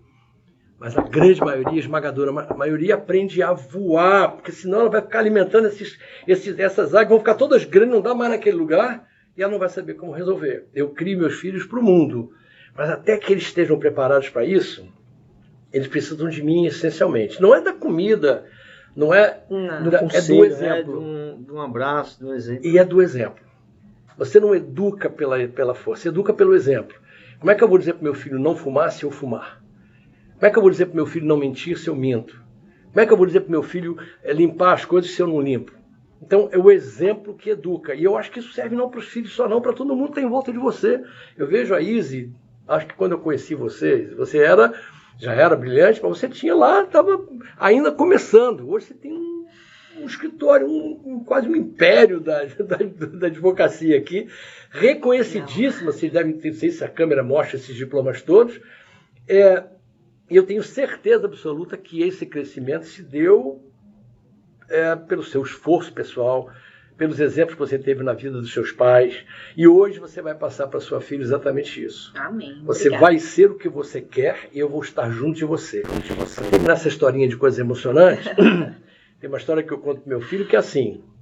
Um menino, desde pequenininho, os pais levavam ele para a casa dos avós para passar férias. Então ia lá, pegava o trem na cidadezinha, levava para casa do avô, ficava lá, depois voltavam para casa e ficavam na casa do avô durante 20 dias, um mês. Quando o filho dele estava mais adolescente, disse: pai, não precisa mais que você me leve. Eu sei como pegar o trem, eu sei ir para casa da minha avó. Tá bom, meu filho, se você acha isso, eu vou concordar. Levou ele até a estação. Antes de se despedir, botou um papelzinho dobrado, botou assim no bolso. Se você precisar, você lê. Não é para ler agora, não. Quando você chega lá, você lê. Aí ele, tá bom, entrou no trem, todo empolgado, vou viajar sozinho, não sei o quê. Aí a viagem começou, pessoas estranhas na cabine, começou a escurecer, e o menino começou a ficar nervoso, começou a ficar com medo, começou a ficar inseguro, começou a vontade de chorar. Aí ele disse: meu pai me botou um negócio aqui. Quando ele abriu, ele disse assim: eu estou lá no último vagão. Ou seja, eu vou estar ali sempre para os meus filhos. O arrepio que dá quando a gente lembra dessa história é que a gente nunca deixa de ser pai, não importa a idade dos nossos filhos. E isso é que me fez rever a importância de eu ser útil para alguém. Quando você não é útil para ninguém, Izzy, que desespero que deve dar quando você diz assim: eu não sou útil para ninguém, ninguém precisa de mim, está na hora de morrer. Essa deve ser a maior depressão, né? Maior depressão. Ou então já morreu e não sabe, está em pé porque não é empurrado, porque se cair não levanta, né? A vida foi feita disso, de generosidade, de você estar disponível para fazer, para as pessoas te pedirem um favor e você oferecer. A gente nem precisa nem pedir, você percebe uma dor, você diz: posso te ajudar? Cara, é tão fácil. E às vezes um abraço, um ouvido para ouvir alguém chorar é suficiente para salvar a vida de uma pessoa. E se você salva uma pessoa, você salva o mundo. Encontrar isso, para mim, foi a grande descoberta da vida, de que enquanto eu for útil para alguém, vale a pena continuar vivendo. Parabéns. Hoje em dia a gente só consegue crescer se a gente estiver resolvendo problemas, né? E quando a gente soluciona o problema de alguém, é aí onde está a mágica. Tanto pela gratidão, como também para transformar no que a gente precisa, que todos nós somos, assim, precisamos de dinheiro, né? Então o dinheiro está nisso também, né? Em você resolver o problema de outras pessoas. Mas, Fábio, se você daqui a alguns anos, você vai refazer esse teu pensamento e vai dizer: eu não resolvi o problema dele. Eu ajudei ele a encontrar a solução. Porque se você ajudar ele, vai ser a águia que não jogou os filhotinhos lá de cima. Ela vai continuar trazendo minhoquinha. E quando ela chegar para pousar, não tem espaço, que estão todos ali vendo televisão, controle na mão. Pai, me dá uma minhoca. Pai, me faz a minha pizza. O que acontece com muita gente. Em algum momento você tem que dizer para o seu filho: vai lá, pega a pizza, você bota no forno, vai lá, pega o pão, faz o seu sanduíche e bota o prato ali e lava o seu prato. Mas pai, eu estou cansado, eu também estou. Você tem 11, eu tenho 70, então vai lá e faz o que tem que ser feito. Dizer isso para filho é muito difícil, isso. Você vai ver. Dizer a minha não, só tem 1 ano e meio. Não está na hora ainda. Mas dizer não é amor. Dizer não é você poder mostrar para ele que você o ama. Porque se você der tudo, você só está fazendo por você, não está fazendo por ele. Então, resolver o problema dos outros, eu tenho resistência. Digo, ó, no seu lugar, eu pensaria nisso. O que você acha dele? Mas aí agora quem vai fazer a analogia sou eu, né? Porque a minha filha tem 1 ano e meio, né? Mas a minha empresa existem várias das pessoas do meu time que não tem 1 ano e meio de idade. E que você realmente precisa tratar a relação para que eles consigam ser independentes e tirar a maior dor que você tem ou responsabilidade que você precisa delegar aquilo para que você cresça em outros âmbitos profissionais. E você saber dizer, não, eu não vou fazer isso por você, você vai aprender a fazer, e quando você terminar e descobrir, você volta pra mim e me conta, é também uma liberdade que você tem que aprender a fazer e uma liberdade que você tem que dar para as pessoas entenderem isso também, entendeu? Então, por mais que eu não tenha essa experiência ainda, né, com a minha filhinha, eu tenho uma experiência diária sobre esse assunto. Quando ela precisar ouvir um não, você vai sentir uma dor no coração. E vai dizer, meu Deus, por que eu não fiz? Exato. Porque eu quero que ela seja feliz. Porque eu quero que ela seja independente, que ela não seja filha da Izzy, e seja ela. Porque quando você tem um filho que é seu filho e mais nada, depende de você para tudo, a minha modesta opinião, você falhou no processo educacional. Na sua equipe aqui, se a tua equipe aqui, que eu conheço, a grande maioria, não tiver independência para poder resolver os problemas e fazer para você, a pior coisa que eu tenho, que eu como empreendedor, como vamos chamar de dono de algum negócio, é dizer, Jorge, a gente tem um problema. Eu tenho horror de ouvir essa frase. Qual a solução? Eu digo assim, você diz assim, a gente tem um problema, eu estou trazendo 3 possibilidades de solução para você decidir junto comigo. Se você não pensar sobre isso, você nunca vai ter o seu próprio business. Mesmo que você não queira ter, que você goste de 5 horas da tarde, 5 horas na sexta-feira, fecha a gaveta e vai embora, mas no dia que você tiver o seu próprio business, se você não exercitar, eu tenho que resolver isso. Como é que eu posso? Pergunta para os universitários, liga para o vovô, para o papai, para a filha, para o namorado. Faz consultoria. Faz consultoria, mas você tem as rédeas da sua vida. Quando você não tem as rédeas da sua vida na sua mão, eu acho muito triste. E tem gente com 30, 40 anos que ainda não tem as rédeas da sua vida na mão. E tem pessoas brilhantes, né? Porque uma coisa, existem vários diferentes tipos de inteligência, na minha opinião, né? Com certeza. Existem pessoas que são street smart e que sabem realmente, né, fazer aquele gingado, sabe, se mover em diferentes círculos e etc. Existem realmente pessoas inteligentes, mas que são muito acadêmicas e que precisam daquele tempo devotado para poder estudar aquilo, né? Fazer pesquisa. Existe a pessoa que quer realmente ser um bom vivan e não está muito interessado em desenvolver esse lado profissional. Existem, né, pessoas devotadas à família. E são um inúmero de diferentes tipos de pessoa. E essas inteligências é onde a gente vê, né? Será que eu já sou muito inteligente em um âmbito, eu não tenho que desenvolver uma outra inteligência para que eu realmente cresça para ser um ser humano que seja o que a gente diz nos Estados Unidos, well-rounded, né? Como é que a gente fala isso em português?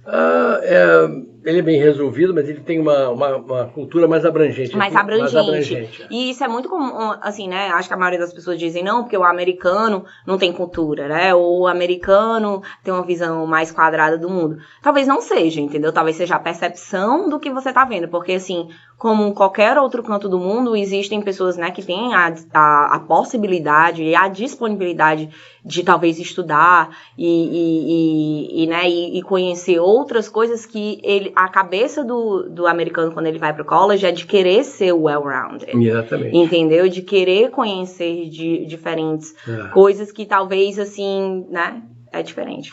Você falou de opções, eu queria te perguntar, assim, sem pensar muito, qual é a palavra mais bonita do mundo para você? Eu acho que a primeira palavra que vem na minha cabeça é amor. Amor. Para você também? Eu achei gratidão. Gratidão. Agora, qual é a palavra mais inteligente do mundo?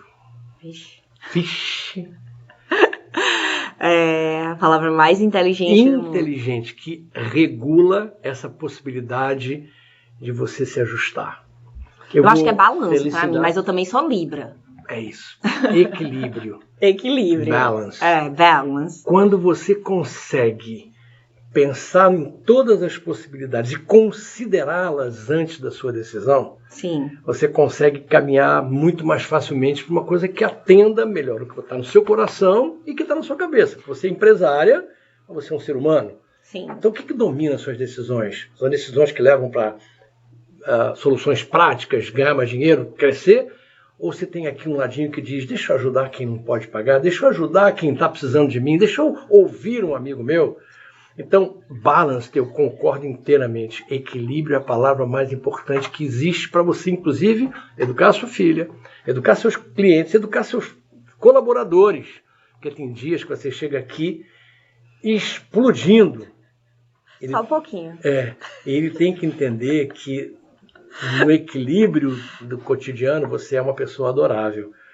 E a minha mulher me deu uma coisa que eu falo para todo mundo que deve pensar sobre isso. Ela me deu uma pedra presa num cordão que você pendura em algum lugar, que diz assim, me ame quando eu menos merecer, porque é quando eu mais preciso. Porque quando eu te trato bem porque você me trata bem, eu não estou tendo muita vantagem nisso. E quando você está explodindo, quando você está me xingando, eu normalmente faço o quê? Te xingo, brigamos e a gente se afasta. Eu aprendi fazendo isso na prática, quando alguém me agride, eu abraço e diz, eu te amo. E você desmonta. A pessoa pode me jogar para longe e dizer, mas eu não te amo, eu quero que você vá embora. Eu vou, mas aquele abraço e aquilo que eu disse para ele vai ficar para ele dizer, caramba, eu não precisava ter feito aquilo. A gente precisa quebrar essa cadeia de violência, que gera violência, e violência em todos os níveis, né? Violência verbal. Sim. Às vezes a violência é você chegar aqui e não falar com ninguém. Você não cumprimentar ninguém. Você é uma pessoa tão querida, tão amável, senta aqui e não cumprimenta ninguém, cara, o escritório fica louco. O que aconteceu? O que eu posso fazer para melhorar isso? Então, às vezes, essa percepção de que qualquer ato seu, qualquer atitude sua impacta muito fortemente em algumas pessoas, em especial, no geral, em todo mundo que cerca você. Então, como é que você equilibra isso e dizer, cara, eu vou entrar agora no escritório, eu me aborreci em casa porque, no Brasil, né? Minha empregada não veio, tá tudo lá para fazer, e não sei o quê. Mas essa turma do escritório não tem nada a ver com isso. Como é que eu consigo fazer isso? É muito difícil, não é só a idade, não, é o temperamento também que faz com que você mude, mas ame as pessoas quando elas menos merecem, porque é quando elas mais precisam, mudou a minha vida. E a outra coisa que também mudou foi não colocar expectativa em cima de ninguém. Eu não espero que você faça nada por mim. Porque se eu esperar e você não está sabendo disso, você não vai me dar, eu vou ficar decepcionado com você e você não tem culpa nenhuma disso. Eu nem sabia. Eu não coloco expectativas.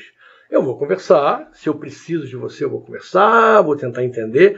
E na hora que você disser, mas eu não vou estar aqui amanhã. Eu precisava tanto que você estivesse aqui, porque eu vou fazer...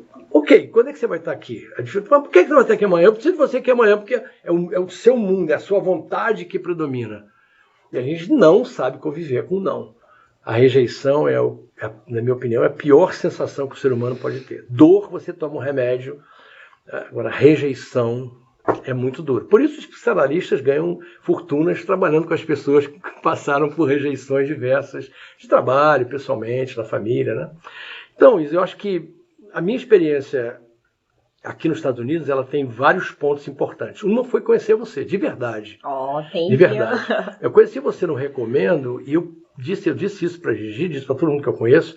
Você é uma das poucas pessoas que eu conheço que é uma unanimidade. Não tem quem não goste de você. Isso é muito raro. Você é muito gentil. Você pode até brigar e dar bronca quando precisa. Eu também faço isso. Objetiva, né? Direta. Mas você é um ser humano que tem foco no outro. Isso que eu acho que é o grande diferencial de um advogado. Os advogados normalmente são gentis até receberem os honorários e depois eles dizem para você, aguarde porque a imigração demora, porque o prazo, porque eles não te atendem. E quem está com processo aqui de imigração, está agoniado. Sim. Ele não está aqui, ele não veio para passear na Disney, ele veio para mudar a vida dele, ele veio para trazer a família dele. Um investimento financeiro alto. Financeiro, mas pessoal muito alto. Aí liga para você, aí a Natália atende e diz, ela não está. E as duas estão rindo uma para a outra e você não atende porque você não quer atender. O cara vai voltar, vai desligar o telefone, meu Deus do céu, quanto tempo demora? Ele às vezes só quer ouvir de você. Tá tudo certo. Tudo andando certo, o prazo está aí correto, vamos a qualquer novidade, você vai ser o primeiro a saber. Ele vai dormir. Ele só precisa desse olhar, ele só precisa... Eu nunca liguei para você que você não me tenha atendido, nunca. Todas as vezes que eu liguei, você me atendeu. E na maioria das vezes você dizia, vem para cá, eu quero conversar com você aqui. Isso é um diferencial na sua vida profissional e pessoal. E eu tenho muitos amigos aqui que já viraram americanos demais pro meu gosto. E que simplesmente assim, aí tá, vamos fazer meu aniversário, vem aqui. Agora não aparece, não dá notícia, não diz por que não foi. Eu estava cansado, fui dormir durante o dia. Essa noite eu fui dormir mais cedo, estava cansado. Cara, era meu aniversário. Convidei você. Você não veio na minha casa nem para me dizer, Jorge, eu estou cansado, não vou conseguir. Nada, nem você não apareceu. Cara, você perde a possibilidade de fazer alguém feliz com um gesto simples. Um gesto simples. Cara, eu tô com saudade de você. Pô, Fábio, adorei ter feito um negócio contigo lá. Parabéns, trabalho magnífico. Pô, Natália, que lanche é esse que você preparou para mim? Sensacional. Custa quanto fazer isso? Nada. Ser gentil não custa nada. E pode mudar a vida das pessoas. Então, a minha experiência na América foi descobrir que por trás desse pragmatismo americano, vamos chamar de frieza, mas não é a frieza no sentido ruim. A frieza do americano me fez ser mais brasileiro do que nunca nesse país. Eu quero ajudar, eu quero ser generoso, quero ser ajudado, quero agradecer, quero pedir desculpa, quero chorar junto, mais do que no Brasil, talvez. Porque aqui eu percebi que da forma que eu posso ajudar a América é trazer esse lado brasileiro positivo para cá. Os serviços daqui não são bons, na sua maioria. Você não vai num 7-Eleven e a pessoa sorri para você. Yes, what do you want? E, cara, se você entrar um dia, como vai? Tudo bem? Aí percebe que teu inglês não é perfeito. De onde você é? Quanto custa isso, gente? Nada. Vai me fazer ser freguês dele para sempre, cliente dele para sempre. A igreja, eu sou católico, eu vou numa igreja que, antes de começar, o padre anda pela igreja e pergunta quem é de outro lugar que nos Estados Unidos. De onde você é? Brasil? Eu tive lá. Aí você é Honduras. Ele conversa. Você se sente incluído na história, se incluído naquele evento. Eu acho que isso está faltando para o mundo melhorar. Solidariedade, generosidade e o olhar. Olhar para o outro. Ouvir o outro, às vezes, é só o que ele precisa. Mais nada. Com certeza. E assim, eu concordo que falta um pouco realmente disso na cultura americana e que o brasileiro ele traz essa energia, assim, que é muito mais, né, é bem mais leve na maneira de ser e na maneira como lidar com as pessoas. E é realmente uma das raízes que eu tenho que eu não gostaria de perder 100%. Perca não, que é o seu diferencial. Você tem isso e todo mundo reconhece. Na minha família, eu sou conhecido como o cara festeiro, bagunceiro, onde eu chego tem festa, onde eu chego tem brincadeira. Agora, quando eu juntava meus amigos com as pessoas que trabalhavam comigo, dizia assim, cara, quem é esse cara que está aí fazendo festa? Lá no trabalho eu era muito focado no resultado, muito focado mais sério, mas eu sempre tive a porta aberta para aprender com qualquer pessoa. Qualquer um vai me ensinar alguma coisa. E uma pessoa muito importante na minha vida disse, quando eu tinha 15 anos de idade, poxa, lá se vão 55 anos, que disse assim, se você aprender uma coisa só por dia, aos 30, ou seja, eu tinha 15, aos 30 você será um sábio. O que esse cara quis dizer com isso? Como assim aprender uma coisa? Você já imaginou o que você dos 15 anos aos 30... 15 anos vezes 12 são 180, né? Meses, né? 300 vezes 30 são 5.400, uma coisa, muito assim. Dia. Eu chegaria aos 30 anos com mais de 20 mil conhecimentos. Que seria um sábio. E tem gente que não quer aprender. Você fala, ele está, tá bom. Ele não absorve, eu absorvo tudo. Eu vou sair daqui pensando como é que eu faço para fazer um negócio desse que eu também adorei. Já me convidaram para fazer, para montar e eu não estou tendo tempo, mas eu já gostei, adorei o ambiente, adorei tudo que vocês estão fazendo. Aprendi hoje aqui como se faz um bate-papo que vai se tornar útil para alguém. Sim, com certeza. Com certeza. Isso foi uma aula, Dr. Jorge. Dr. Jorge é ótimo. Você me chamar de Dr. Jorge é ótimo. Foi uma aula, Dr. Jorge. Eu já sabia, né? Eu até falei que a gente ia ter 30 Reels só de conselhos de vida nessa entrevista, porque eu conheço o Jorge muito bem e eu sei que ele tem muito a acrescentar na vida de todo mundo. Ele realmente é uma pessoa bastante importante na nossa comunidade e que acrescenta na vida de muitos e muitos empresários e agora também potenciais imigrantes que estão aí trabalhando duro para criar ideias relevantes e que os Estados Unidos realmente adotem essas ideias e diga você pode vir ou com seu visto de trabalho ou seu green card. Para você ter ideia de uma coisa de ajudar, eu estou lançando, está no forno, você é a primeira a saber, eu estou lançando um produto que se chama Mr. Business Plan, em que eu vou vender por um preço super acessível para quem não tem dinheiro, porque tem muita gente que vem para cá e que não tem dinheiro para pagar. Por mais que você seja generosa e faça preço muito adequado, parcele, etc., tem gente que não tem essa capacidade, Sim. né? E como alguns vistos são self-petition, eles vão aprender, tem muita coisa na internet que ensina como fazer isso. Inclusive no site da imigração. Inclusive no site da imigração. Eu estou criando um produto que se chama Mr. Business Plan, que é um pacote em que ele compra por um valor muito baixo, em que ele vai fazer o business plan dele sozinho. Porque um business plan hoje... Com sua metodologia. É com essa metodologia que eu utilizo. Se ele quiser, eu até faço uma consultoria para ele, eu ajudo ele a montar, eu ajudo a revisar, o que ele precisar. Você vai dar o escopo. Eu vou dar o escopo, que vai custar $199, $299, ele vai comprar esse pacote e vai fazer o business plan dele sozinho. Se ele disser, bom, agora eu preciso de alguém para revisar, então ele vai me ligar, olha, posso sim, vai te custar tanto, você quer que eu faça? Eu não entendi isso aqui, eu vou explicar, mas ele, se quiser, vai fazer o business plan dele sozinho. Aí, uma das pessoas para quem eu faço business plan disse, mas você não vai perder mercado? Eu digo, não, porque esse não é o meu cliente. O meu cliente tem dinheiro para pagar $2.000, $2.500 para fazer um business plan. Então o cliente não está só comprando pelo formato ou pela metodologia, Exato. né? E isso vai demandar um tempo que muito provavelmente aquela pessoa não tem. Não tem.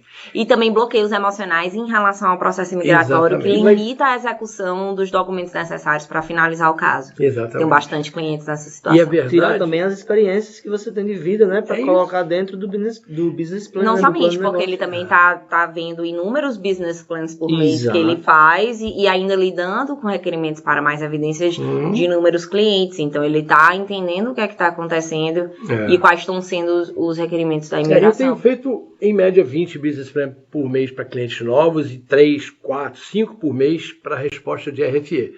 Então, eu já tenho o domínio do que tem que ser feito. E digo, tem pessoas que não têm como fazer. Então, cara, vai ter um valor, porque se não tiver valor, as pessoas não dão valor. Se não tiver um preço, as pessoas não dão valor. Vai ter um preço. Não vão nem acreditar. Nem acreditar. Isso aí não vale nada. Vai ter um valor que ele vai ter que pagar, um preço que ele tem que pagar. E se ele não estiver satisfeito e não conseguir fazer, vai estar na minha comunicação, eu devolvo o dinheiro dele.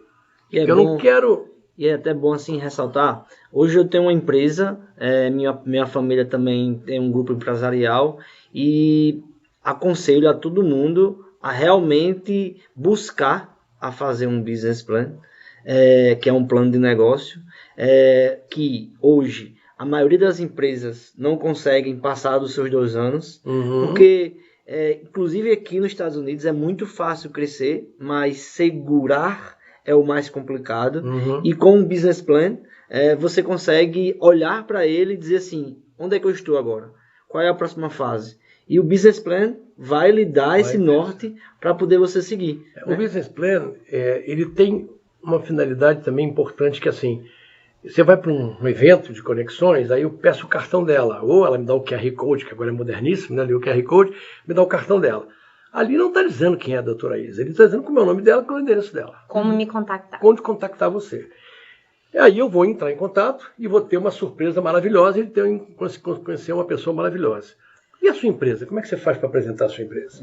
Ou você tem o tempo do outro, olha, vou te contar como é que é, tá? Você espera um pouquinho, traz um lanchinho, fica lá meia hora, 40 minutos para ficar. O business plan mostra tudo, para o banco, para o agente migratório, para possíveis parceiros, para quem queira comprar, para todo mundo. Se você quer vender a sua empresa. Eu tenho um amigo meu que acabou de vender uma empresa agora. Ele cria a empresa, desenvolve, e quando ela está grande ele vende. Ele só faz isso. Ele não tem interesse de ter a empresa para ele forever. Tá? Ele tinha uma empresa de banheiros químicos. Ele comprou começou a alugar, ele quando vendeu tinha 180 banheiros químicos alocados em obras.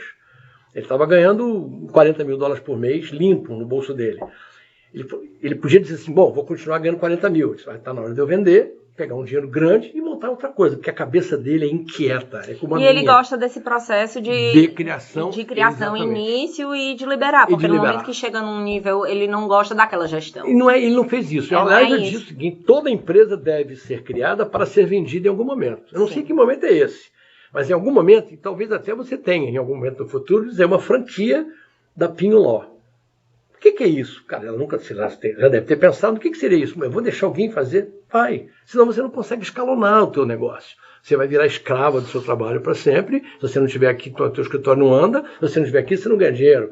Como é que eu consigo ganhar dinheiro sem estar necessariamente lá? É quando você faz uma escala desse teu processo. É difícil, nem todo mundo tem a sua capacidade, ninguém vai ter o seu jeito de ser, mas vai ter o dele. Daqui a pouco, quem sabe, vai ter a Pinho Law franquia nos Estados Unidos inteiro. O que é isso? É desapegar desse filho. É como você vai fazer com a sua filha um dia que vai dizer, mãe, vou passar o fim de semana com meu namorado em Nova York. O seu marido vai se rasgar, vai comprar uma metralhadora, você vai ficar desesperada, mas você vai dizer, que bom que a minha filha teve essa ideia, teve essa capacidade de dizer, mãe, eu sei que você está no último vagão, mas eu estou indo lá para conhecer minha vida, né? Então, se você não fizer isso com o seu business, você vai estar, em algum momento, você vai ficar escravo. Qual é o limite máximo que a Easy pode ganhar de grana? Ela pode ganhar $1 milhão por mês se ela conseguir trabalhar 18 horas por dia. $1 milhão é dinheiro para não acabar mais. Mas você não pode ganhar 1 milhão e 1. Você está impedida de ganhar 1 milhão e 1. Mas como assim? Porque você já está no seu limite máximo de trabalho. Ah, bom, mas eu não quero ganhar mais do que $1 milhão por mês. Tá bom, então você está feliz, tá? Mas as pessoas que são inquietas dizem assim... O que tem por trás desse 1 milhão aí? O que tem por trás desse muro aí? O que tem por trás dessa montanha de dinheiro? Tem, talvez, um passeio com seu marido de mão dada em volta da Torre Eiffel, que você não pode fazer hoje.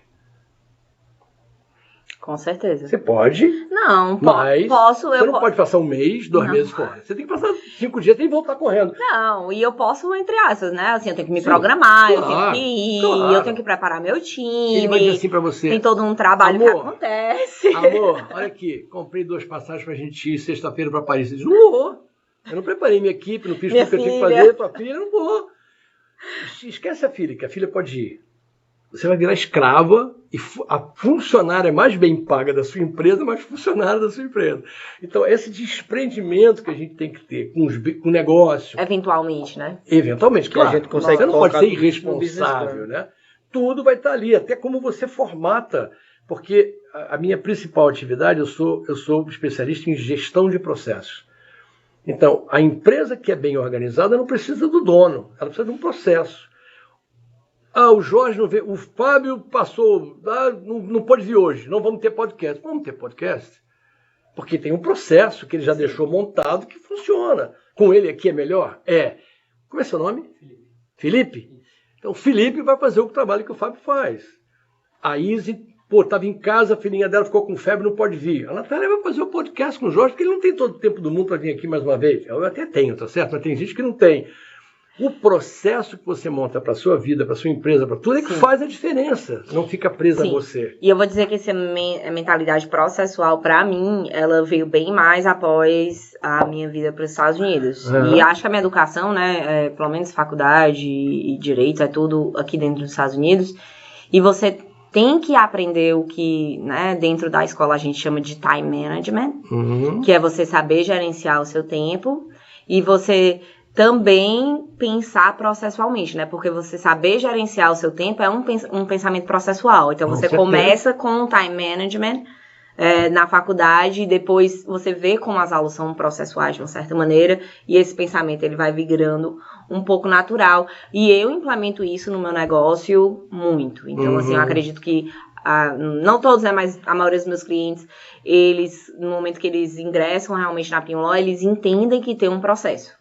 E que tem pessoas responsáveis por aqueles setores e que existem diferentes linhas de comunicação para diferentes momentos daquele cliente dentro do escritório.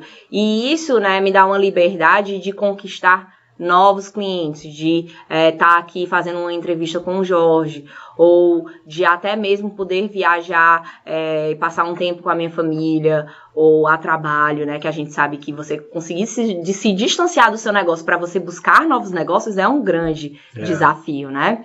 Então, eu só consigo entrar no banco da frente do carro e não ficar ali realmente botando a gasolina e tendo certeza que a roda tá dando tudo certo no momento que eu consigo criar todos esses processos e eu consigo treinar o meu time nos processos, porque o processo ele é lindo, mas o processo sem ser implementado, ele não dá nenhum resultado.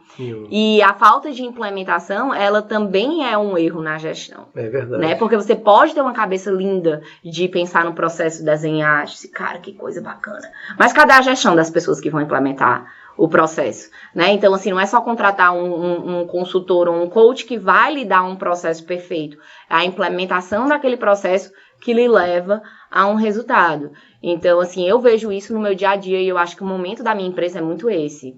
E eu sei quando eu posso sair, quando eu tenho que entrar de volta no operacional, porque eu ainda não estou simplesmente livre, né, o suficiente para dizer, não, agora o processo vai cuidar dele mesmo e eu vou só fazer o gerenciamento processual. Eu ainda estou no meio da criação e implementação. E é intenso, é bem intenso. Izzy, eu fiz planejamento estratégico, faço planejamento estratégico há 30 anos, 40 anos. Eu deixei de fazer planejamento estratégico para as empresas, eu não aceito mais. Eu só faço se ele me permitir fazer o planejamento e a gestão. Eu chamo de planefazer.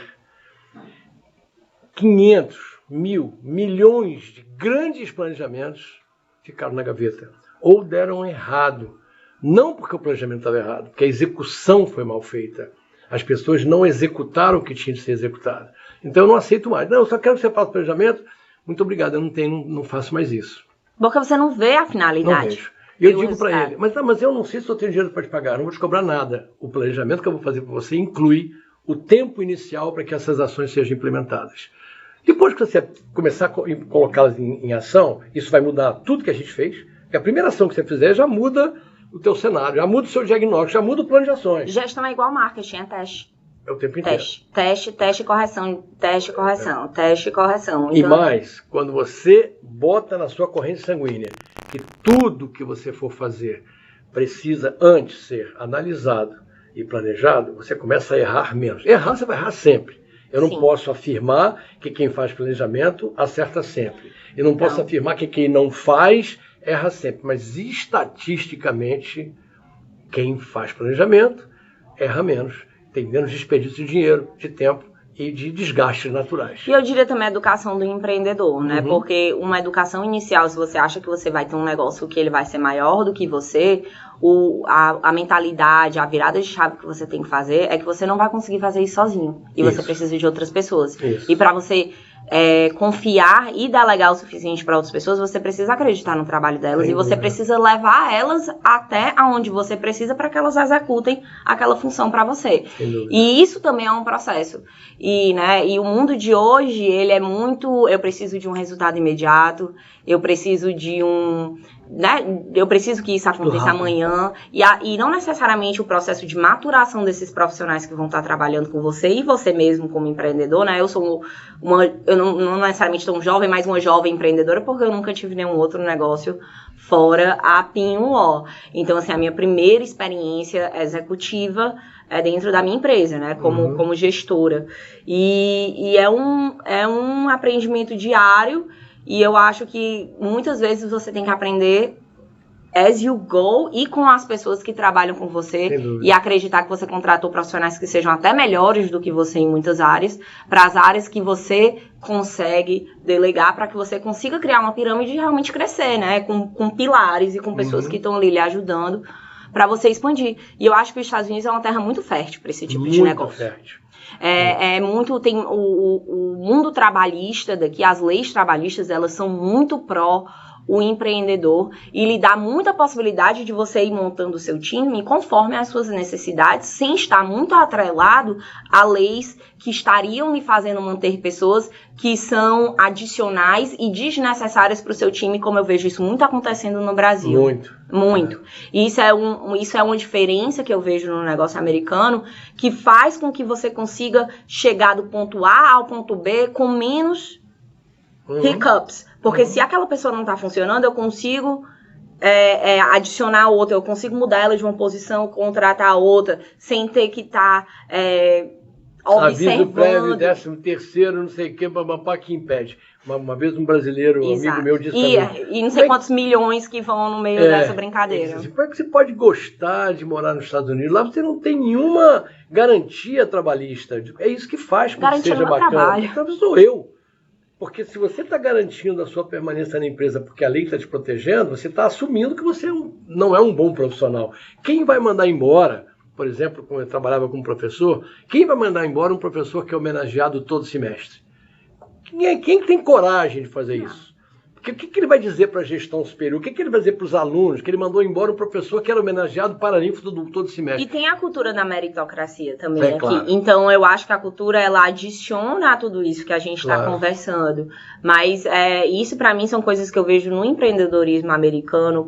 Eu nunca fui empreendedora no Brasil, então eu nunca passei pelos problemas que empreendedores passam no Brasil. Mas que eu vejo, né, observando famílias, amigos e negócios que eu conheço muito bem, inclusive dos meus clientes. Esses, para mim, são os grandes diferenciais. E porque, às vezes, você também como imigrante, você tem uma vantagem competitiva muito grande, porque você já fez essa mudança de vida, você já fez essa virada de chave, você já saiu de um ambiente e se colocou num lugar completamente diferente, você já sabe como se fosse talvez de uma maneira melhor, né? Porque agora você precisa criar uma nova persona, uma nova comunidade, então você está disposto a conhecer novas pessoas.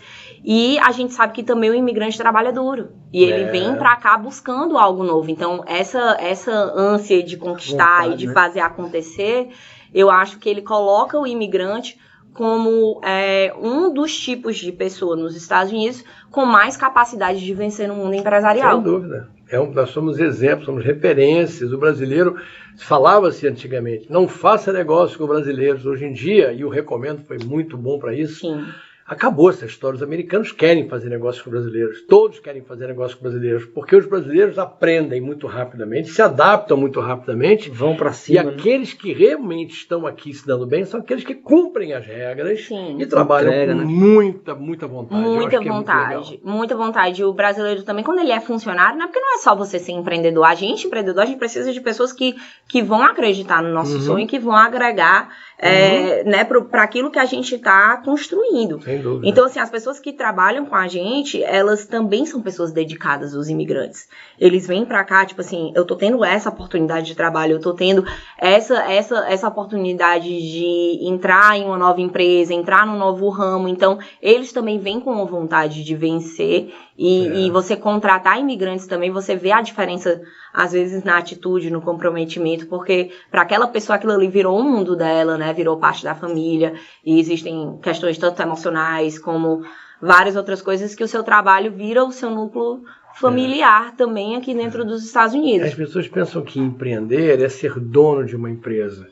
Eu posso empreender dentro de uma empresa. A gente chama isso de intraempreendedorismo. Sim. Eu tenho que dizer, Isa, eu tive uma ideia muito interessante que pode mudar um processo aqui de atendimento do cliente quando ele chega. O que você está fazendo ali é trazendo como se fosse o seu próprio business, ideias para mudar um processo que vai dizer, cara, eu não tinha pensado nisso, muito obrigado. Então, na verdade, empreender não é só ser dono, é ter a capacidade de se inovar o tempo inteiro, de renovar e inovar.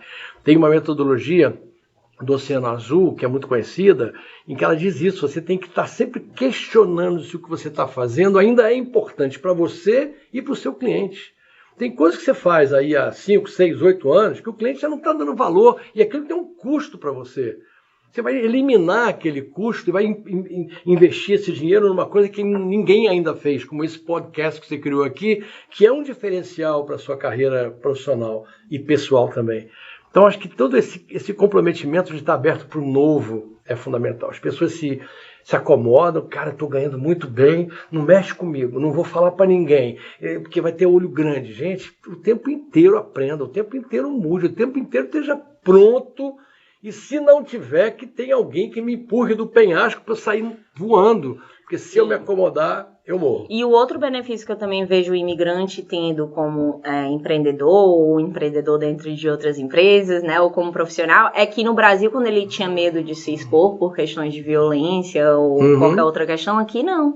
Aqui ele é uma pessoa livre. Ele tem a capacidade de usar a imagem dele ao favor da empresa, a favor daquela posição no qual agora ele domina, entendeu? E o fato de você poder usar a sua imagem, ele é muito forte, principalmente no mundo visual que a gente vive.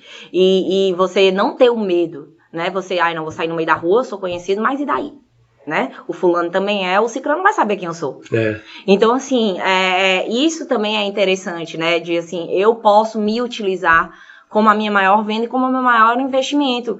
E ter a liberdade de ser quem eu sou, ainda sem pensar que meu carro vai ser roubado, ou qualquer situação de violência viesse a acontecer comigo por quem eu sou nesse momento, né? A não ser assim, que eu vire uma Lady Gaga, vocês virem um Michael Jackson, aí a gente realmente precisa de um bodyguard, né? A gente precisa de pessoas cuidando da gente, mas como, né, seres humanos normais, a gente não existe muito medo de exposição que lhe limita a crescer o seu negócio com a sua imagem.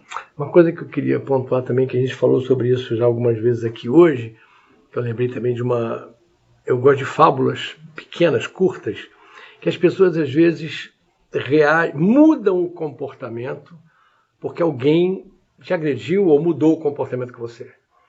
Né? Então você vem para cá toda simpática e eu chego aqui mal-humorado e você se torna mal-humorada também e me devolve o mau humor. A gente falou sobre isso agora há pouco. Eu lembrei de uma fábula... chama mirroring, né? Exato, mirroring.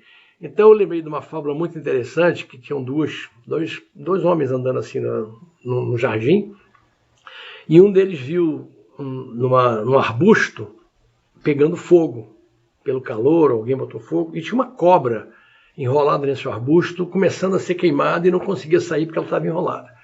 E um desses dois homens foi lá e foi livrar a cobra, para salvar a cobra. E quando ele pegou nela, ela picou ele. Aí ele fez assim, voltou, pegou nela, picou de novo. Na terceira vez ele conseguiu pegar e soltou, ela saiu e foi embora. Aí eu que estava lá dentro falou assim, cara, você é maluco? Você vai lá para ajudar a cobra, ela te morde, você volta para ajudar, ela te morde, você volta para ajudar, ela te morde. Ele disse, o papel da cobra é me morder, ela nasceu para isso. O meu papel é ajudar a cobra. Eu não vou mudar o meu jeito de ser porque ela me mordeu. Eu continuo sendo o que eu quero ser. As pessoas impactam em mim, claro. Minha mulher, meu filho, você, as pessoas que estão em volta, impactam na minha vida. Mas não a ponto de me fazer mudar porque você ou me agrediu ou me sugeriu. Eu tenho que perceber isso como uma mudança importante ou não e dizer, Izzy, você me deu uma sugestão sensacional para o meu business, mas não é o meu momento agora, eu não vou fazer. Mas muito obrigado. Eu não sou obrigado a reagir da forma como eu sou tratado. Eu tenho que buscar essa essência do que é bom para você, o que te faz feliz, o que te faz você acordar, além da sua filha maravilhosa, além do seu marido, dentro desse escritório lindo, o que faz você acordar e dizer yes? O meu, eu gosto de ação. E você gosta do que você faz. Do que eu faço. Você está feliz com isso. A minha mulher disse para mim agora, esses dias, há muito tempo eu não vejo você tão feliz de fazer o que você está fazendo. Eu, como professor, foi minha realização profissional. Mais do que como advogado, mais do que trabalhar na Varig, que era um sonho meu, ser professor era o meu momento mágico de vida. Eu me sentia aprendendo o tempo inteiro, trocando o tempo inteiro. Depois que eu saí e vim para cá, muitas coisas legais aconteceram, mas agora eu vou dormir 2h30, 3 horas da manhã fazendo o business plan, que eu tenho que entregar, porque o cara está com prazo, o RFE dele está vencendo. Precisa do business plan para entregar para amanhã. Para expert. E aí a Gigi vai lá e diz assim, já são 2h30, você não vai dormir? Já vou, amor, já vou, mas eu preciso entregar isso aqui, porque eu amo isso aqui. O dinheiro que está chegando é muito legal, claro que é legal, mas eu saber que essa pessoa vai receber o business plan, ele vai enviar junto com o processo, o visto dele vai sair, ele vai ligar para mim para dizer, cara, seu business plan foi fundamental, é a grande motivação para eu acordar todo dia. É você chegar para o cara que faz lá, que coloca essa tampinha no controle remoto, coloca a tampinha assim na linha de produção. E o presidente dizer, pô, muito obrigado por você fazer um trabalho tão importante para nós. Você coloca essa tampinha, sem essa tampinha o nosso produto não ia ser vendido como ele é vendido agora. Esse cara que só coloca a tampinha, ele vai dizer, uau, eu nunca tinha pensado que o que eu faço é tão importante. E é tão fácil fazer isso. Sim. É tão fácil você chegar do lado de uma pessoa, de um colaborador e dizer, cara, muito obrigado pelo seu trabalho de hoje. Eu adorei. Isso faz esse cara vender tudo dele para poder te oferecer aqui. E uma empresa é um organismo, né? Se a tampinha não está sendo colocada, vai chegar um bad review, alguém vai mandar de volta, vai ter problema, não vai funcionar direito, vai entrar água. E a pilha vai cair. E aí você vai dizer, não compro mais esse equipamento. Nunca mais. Não é, isso já é um resultado positivo, mas o outro resultado positivo é esse cara chegar em casa e dizer assim, mulher... Não, ele a presidente da minha empresa disse para mim que o meu trabalho é muito importante. Uhum. O que mudou na vida desse cara? Tudo! É você chegar na sua empresa e dizer, ver uma pessoa que não está rendendo mais, sempre foi um super, de repente não está rendendo mais. Você conseguir sentar, conversar e perceber que está com um problema em casa de grana, de saúde, de alguma coisa. E a Pinló dizer, eu vou pagar o tratamento do seu filho, você me paga como você quiser daqui para frente, ou não paga, eu vou pagar o teu curso de inglês, porque o seu inglês não está bom. Esse cara vai dizer, essa empresa está olhando para mim, não está olhando para o que eu entrego. Está olhando para mim como ser humano. O marketing 4.0 fala isso agora. Eu estou olhando para o ser humano e a resposta que ele me dá para o que eu ofereço para ele. Não é o produto só. Produto, cara, o chinês, o japonês ensinou para a gente, você copia tudo. Você não copia esse sorriso. Não copia esse sorriso. Não. Não copia a tua forma de atender. Não copia. É isso que eu tenho esse privilégio de estar aqui hoje com vocês nessa conversa, que já passou muito mais do que uma hora que a gente tinha pensado. Quando a conversa é boa, né? É porque com o Jorge é sempre grandes aulas. Mas, Jorge, muito obrigada. Tem alguma outra quer deixar uma mensagem final para essas pessoas que estão buscando uma mudança de vida, ou até uma inspiração para as pessoas que já estão aqui, estão passando, né, por outras situações que a gente sabe que todos nós passamos em algum momento nessa vida imigratória. E como as pessoas lhe encontram também. Se tem alguma coisa para dizer no final busque a sua felicidade. Dinheiro é consequência. Faça o melhor que você pode, porque o dinheiro é consequência. Se você trabalhar por dinheiro, você vai se decepcionar. Uma vez um aluno disse para mim antes da prova, professor, eu preciso de 6,5 para passar. Eu falei, que pena, você só disse isso hoje no dia da prova. Se você tivesse se preocupado em aprender, a nota seria consequência. Você veio aqui atrás de nota, talvez você consiga o 6,5 hoje. Mas você vai esquecer tudo que você aprendeu e a vida vai te mostrar que esse ensinamento aqui era mais importante do que a nota. Então eu faço isso a mesma coisa por dinheiro. Não trabalhe pelo dinheiro, trabalhe pelo seu prazer, pela sua capacidade de se sentir útil para as outras pessoas, o dinheiro virá naturalmente. E se não vier, fale com a doutora Izzy Pinho que ela bota você no caminho. Onde é que as pessoas lhe encontram? No Instagram? No Instagram, no Facebook, Jorge Bittencourt, acho que é só meu nome, acho que não tem... Se tiver outro Jorge Bittencourt é falso, eu sou o verdadeiro. Mas o meu canal no YouTube é Concierge USA Jorge Bittencourt, tem muitos vídeos, já tem mais de 150 vídeos dizendo como é que faz. E quer falar comigo? Pede para a Izzy que ela me chame, eu venho aqui. Na hora que ela chamar, eu venho aqui, não tem problema nenhum. É um prazer, um privilégio. Muito obrigado por essa possibilidade de conversar com você hoje.